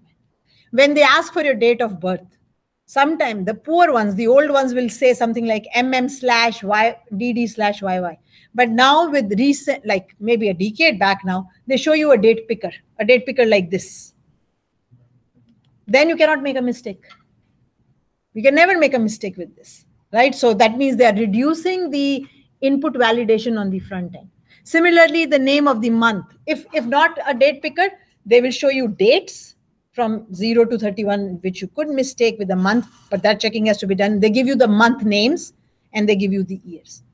But this is a foolproof way of taking somebody's date of birth and they cannot make a mistake, right? So it may happen that on the front end, the phone number is taken in this format. The brackets are already put for you. The dashes are already put for you. All you enter is the digits. And then this program will do. No big deal. This program will work. It's a 10-15 line program, but it will work. Let's see, does it work? So what I'm doing in my main module here, this is my main logic. This is what I mean by main logic. I mean, you can give it a name also, actually. I haven't done it. I don't want to start now, but you can give this itself can be called main, and then you can call main. Anyway, so this is my main logic. I'm saying is 705-728-1968. Is it a phone number? And I've called that function and I've passed it that text. Remember, it is expecting a string from me. Of course, it is a phone number because it's in the right format. Then I'm saying, so these messages to show you, is hello a phone number? So it will return false. Hello is not a phone number, right? But if for whatever reason I remove this dash from here, it will say this is not a phone number. Or if I remove the dash from here, it will say it's not a phone number, though it is a phone number, because it has been written so specifically for that format. Now look at something else. So this was not, I mean, look at this job now. Suppose a big message comes to me. This is not even a big message. All it is a small message. It says, call me tomorrow at 705-728-1968 tomorrow. Or 705-1111 is my direct line, right? I could have said extension here. It will still check for the phone number, but it won't check for the extension. And I'm trying to look for phone numbers in this message, which is just a one-line message, just to show you what it will do. Look at the logic. It knows that I have to pick up 12 characters at a time. It will pick up the first 12 characters, check it against that phone number. Are you a phone number? It will leave the C out, then pick up the next 12 characters. Are you a phone number? Then it will do it for L. Then it will do it for this L. Then it will do it for blank and 12 characters. Someday it will reach this. And then it will say, oh, that's a phone number. But then again, it will also check, is this a phone number? Which of course is not a phone number. So to do this, to check for a phone number in this message, notice how many times I will invoke that function. I'll show you how many times I will invoke it. So what have I done? I've taken a variable I and I'm working in the range of the length. So from 0 to length minus 1. I have to do it for all of them. I could actually improve this. I don't have to go till length. I can go till length minus 12 because once I've done this last 12, for example, I don't want to check. I don't want to do more. There is nothing more. This can be improved. I can go on till length minus 12. Then I don't have to go. What chunk am I making? I'm making a chunk from I. So I start with 0 and then I go till 12. So the first 11. Then from 1 to 13. Then from 2 to 14. Then from 3 to 15. I'm making those chunks. And each of those chunks, I'm passing it to the method. If I find a phone number, I say I found it. If I don't find a phone number, I say I don't find it. I just want to show you how many I won't find. Of course, I won't find many. So let's see and run this code. And let's see what happens. So 705-728-1968 is a phone number and hello is not a phone number. So it works because I exactly gave the format. Try removing a dash or try removing the 2 dashes or just putting the area code in brackets. It will say it is not a phone number. Of course, it will say that. And here is that chunk that I was talking about.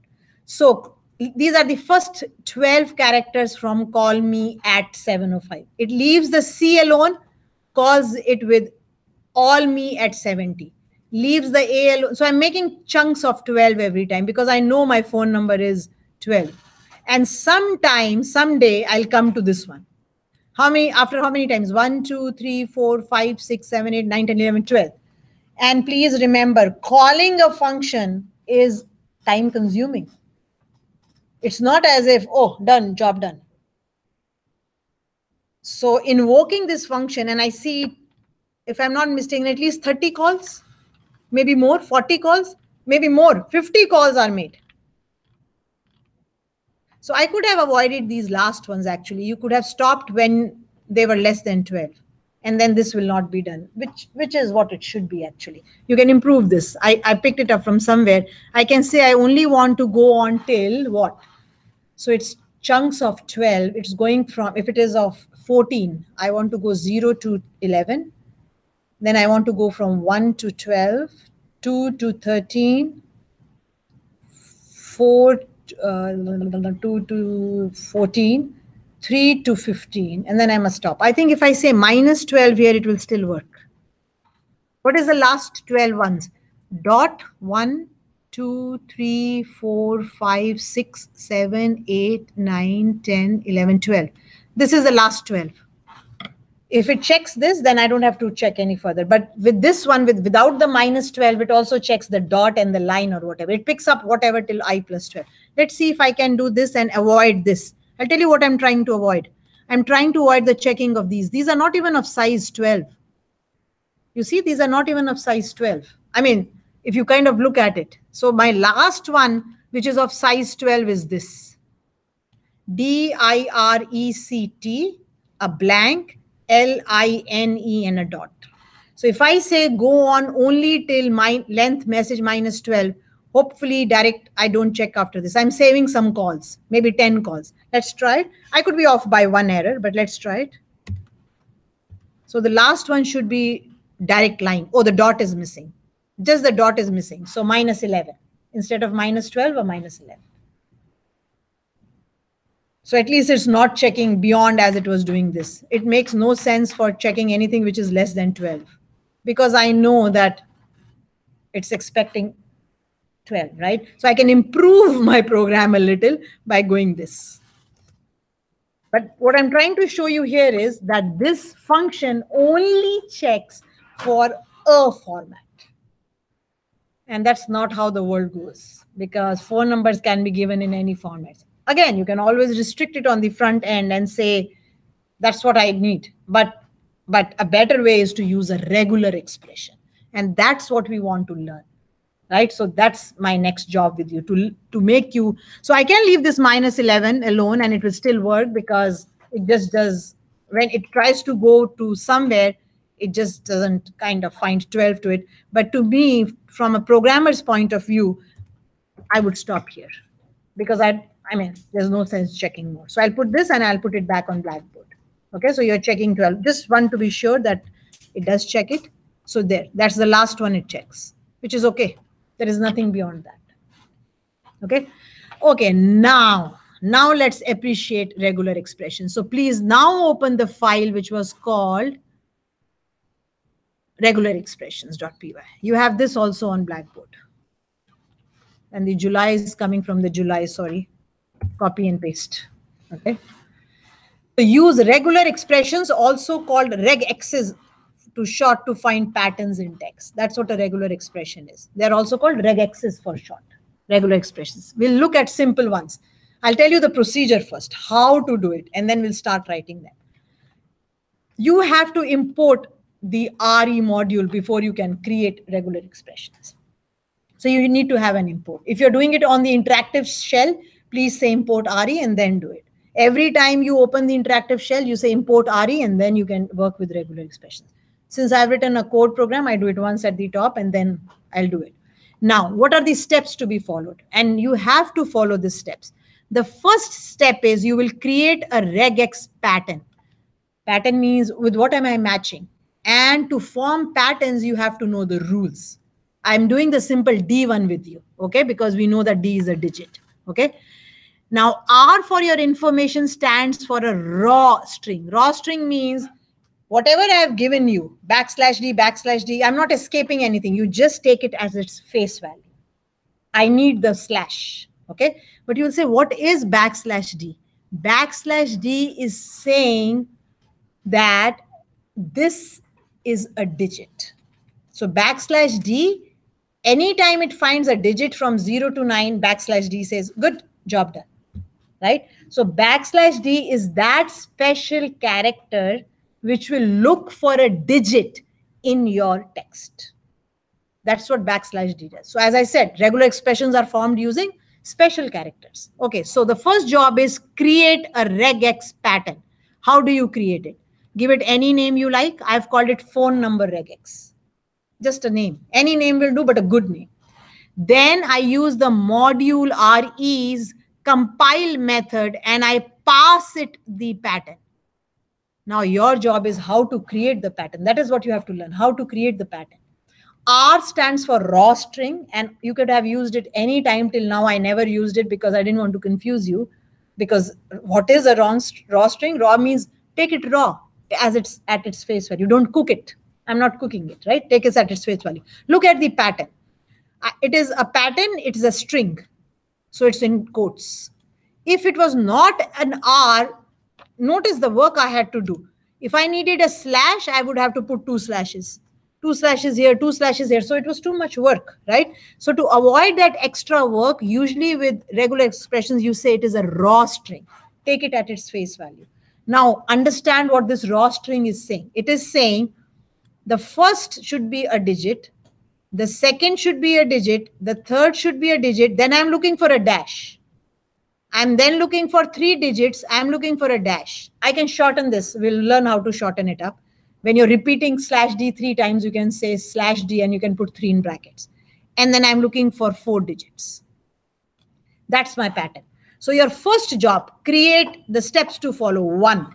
Step number 1, create a regex pattern object. That's what you've done here. You've created it. How do you create it? RE, the name of the module, .compile, and pass it the regular expression. This is your regular expression. Pass it as a parameter. And /D is an easy one. D stands for digit. Okay, the dash is a dash. Okay, now step number 2, search for that pattern returning a match object. How do you search for it? So I'm just printing the regular expression for you so that when I run the program, you will see the pattern I've used. How do you search for it? Use the search method. I've used the search method. So search for the pattern using the object, using the regex object that you just created.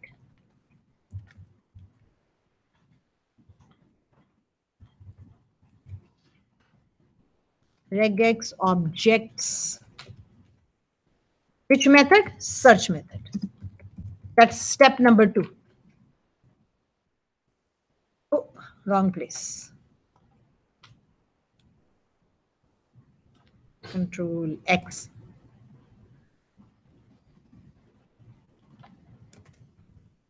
I had to put it here. Search for the pattern using the regex objects search method.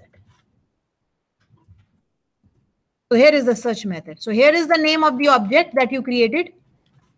That's the object I created, dot search. And now pass it the string that where you're searching it for. You're searching it in string, right? You're searching it in string.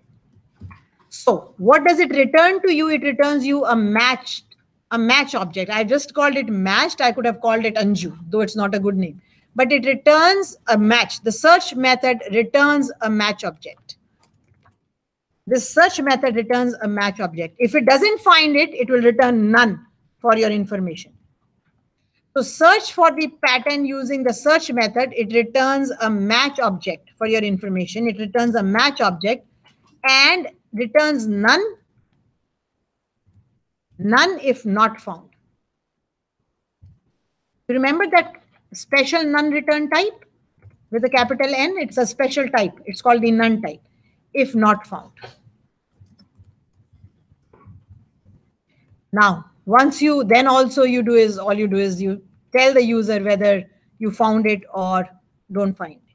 So if it returns none, I would check it. So check the return type before printing.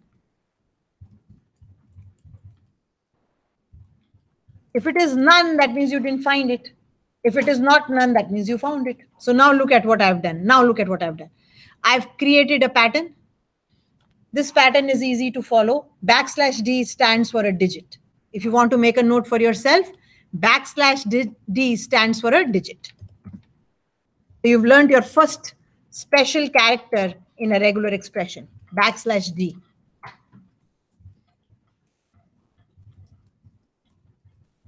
That's what it stands for, a digit. Okay. Now the second thing, you now call the search method. So call the search method and assign the return value to the variable matched. You could have called it anything. I called it matched. Right? So this is your second step. So I created it. I create a regular pattern by using this re.compile. Then I search for it using the name of the object dot the search method. And I take the return value and put it in matched. Then I'm just kind of giving you a message that I'm looking for phone number in this. I'm just telling you so that when you see the output, you know what's going on. Now I check. If matched is not equal to none, that means you found it. So I say phone number was found and I show it to you. I say matched, show me the group method. Where the group method gives a neat format. Group method shows or displays it neatly. Try it without the group. I'll show you without the group. You don't have to do it, but it displays it neatly. So we'll try it without the group and then we'll do it with the group. So I'm going to close it here without the group method and comment it out. And I'll show you what I mean. Else, no phone number was found. Make sense? But that function that you had written is this, one line. You used a regular expression. The calling and everything is, of course, you're calling it, that's something else. But that function that you had written of is phone number is now replaced by one regular expression. 2 steps to be taken. Create an object, call the search method. There is a search all also for your information. If you want, find all it is called, sorry. If you want to find all occurrences of phone number. This one will only find the first reference. We'll go step by step. A programmer would check, did something come back or did something not come back? If you don't check it, it will give you none as an answer, which is okay. It doesn't look bad. None is a normal English word, right? But if you don't do it, let's see what it does or what it does not do. But let's look at what it is doing right now. And what I've done is I've given you that there is an online tester. There is an online tester at this website. If you go to this website, you can test different regular expressions. And it's a neat website. So if I'll open it up for you so that you can see it.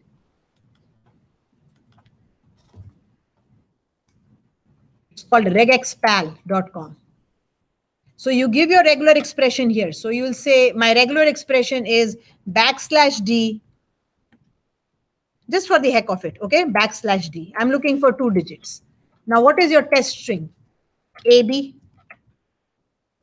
It's saying no match, right? What is your text string? 1, 2. What isn't it like? I did it the other day. Oh, my backslashes are wrong. And it's telling me they're wrong. It's a red squiggly and I'm still not paying attention. There, my backslashes were wrong. They were a /. Okay, now let's do. Is 1, 2 a match? Yes. Is AB a match? No. Right? So it found a match in 1, 2 AB. It found that 1, 2. Is only AD a match? So if you want to clean it and do 1 by 1, no match yet. Found a match. Still only 1 match. Found another match. Found another match. See how you are giving it and it is matching it. So this is a good way of practicing your regular expressions. Very handy. Right? So if you know your regular expression, you can use this to match. And of course, if you search the web, give me a regular expression for email in Python, give me a regular expression for phone number in Python, it will come up and give it to you. You don't have to put your head to it. Because everybody is doing it and they all are giving. Some are wrong, some are right. So when you copy, please copy the right one. Okay? If you copy, means if you understand it. Okay. Now let's go back here to my whatever I was doing. So I've given you this so that you know it's a handy one. I tried a few things on it and I liked it. So now let's see what's happening here. Let's just run this for the first time. And there is a long list, but I want to pay attention to what we've done. So I've shown you the regular expression I've written so that you know what I'm doing. This is my regular expression. I've printed it out for you. And then I've said looking for phone number in this string. You should find a match, right? The match was found. It is saying I found a match from 19 to 31. And it is showing you the match. But this is a little untidy, right? Notice how this is a little untidy. To tidy this up, I was using the group method. I mean, it's readable. To a programmer, it is readable. It is saying phone number found. It is kind of giving you something which a programmer can understand that, yeah, the match was found and it was in columns number 19 to 31. But to a layman, it's kind of very untidy. And therefore, you use the group method to make it look neat. So it displays it neatly. And now I'll show you how it displays it neatly. So we'll go back. And now in the match phone number found, it will just be neater that I found this phone number. So that's the difference. The group method just shows you the group. Whereas if you don't say group, it tells you where I found it, which could be useful for a programmer.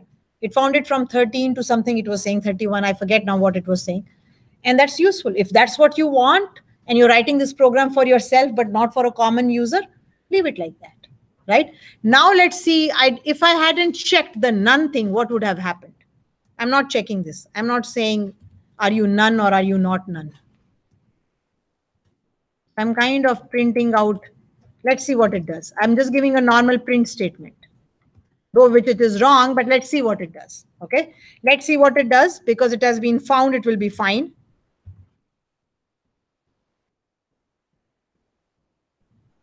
Looks neat enough. You will say, oh, what is the use of if then? That's fine. It looks completely neat to me. And now let's try to make a phone number which is not in there. So let's try to look for a phone number without the dash. 705-728-1968. I removed the dash, okay? Just for the heck of it. I'll run it again. Look at the error. It says, oh, none was returned. None type was returned. And I can't find a group method in that none type.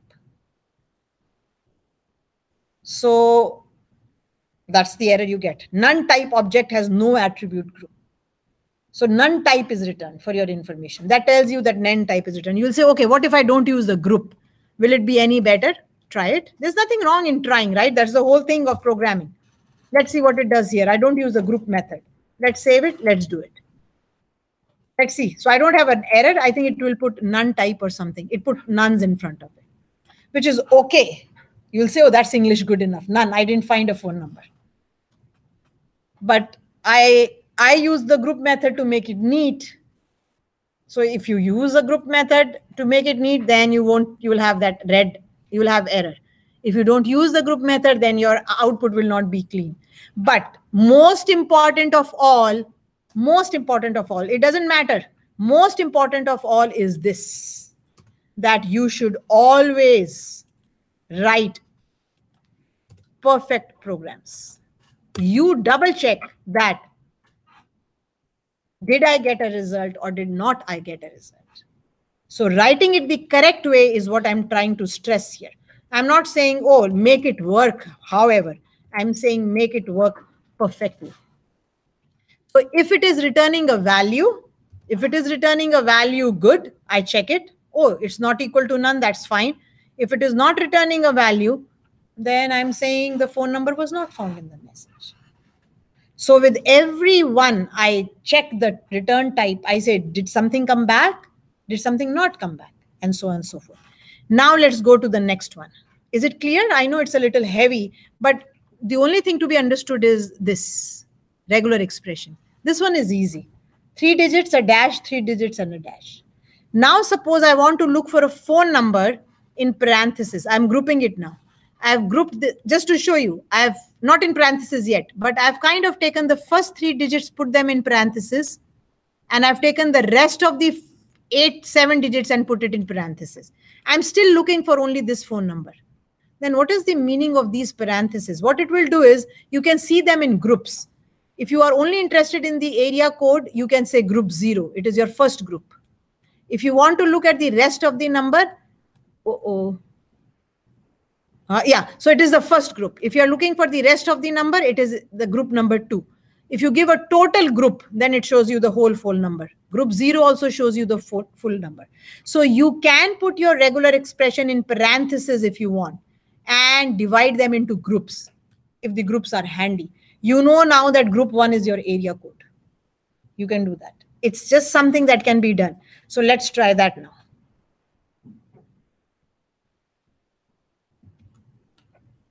Let's try it. And let's look at what is happening with those groups. So this one we've done. So here, see. If I want to show the whole group, I can do it using group or group 0. If I only want to show the area code, I'm using group 1. If I only want to show the rest of the number, I'm using group 2. So by parenthesizing your regular expression, you can use the group method and you can pass it a parameter, or that way you can get what you want to see. And again, you can save it in variables if you want. See, I took the matched one only if it was not none. I don't forget this. I never forget this. If it was not none, I'm showing you. If it was none, then I'm saying no phone number was found. You can also kind of look at each group by assigning it to variables and then look at them separately. So regular expressions can be put in parentheses if the need is to work in groups. Give me the first group, give me the second group, give me the third group, so on and so forth. Okay? Right? So this was just some extra, something grouping with parentheses. But now let us see if the user himself wants to put the area code in parentheses. So now your input is saying that I will put my area code in parentheses and then I'll put the rest of the number. So when you want to put it in parentheses, you will have to escape it. Notice how I have escaped it. There it is. I've escaped it. Sorry, I've escaped it. So if you want the bracket, you will have to escape the bracket. You will have to change your regular expression. So there is a parenthesis before the first digit and there is a parenthesis after the third digit. And these parentheses, the normal parentheses are because I was grouping them. But if you want to check for a parenthesis, you will have to kind of put it yourself. So to put it yourself, you will have to escape it. So now my regular expression is this. So I've changed my regular expression. My regular expression is \d dash \d dash \d dash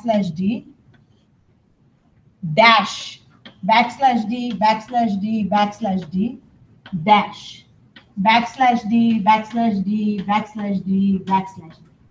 This is the regular expression I'm trying to form.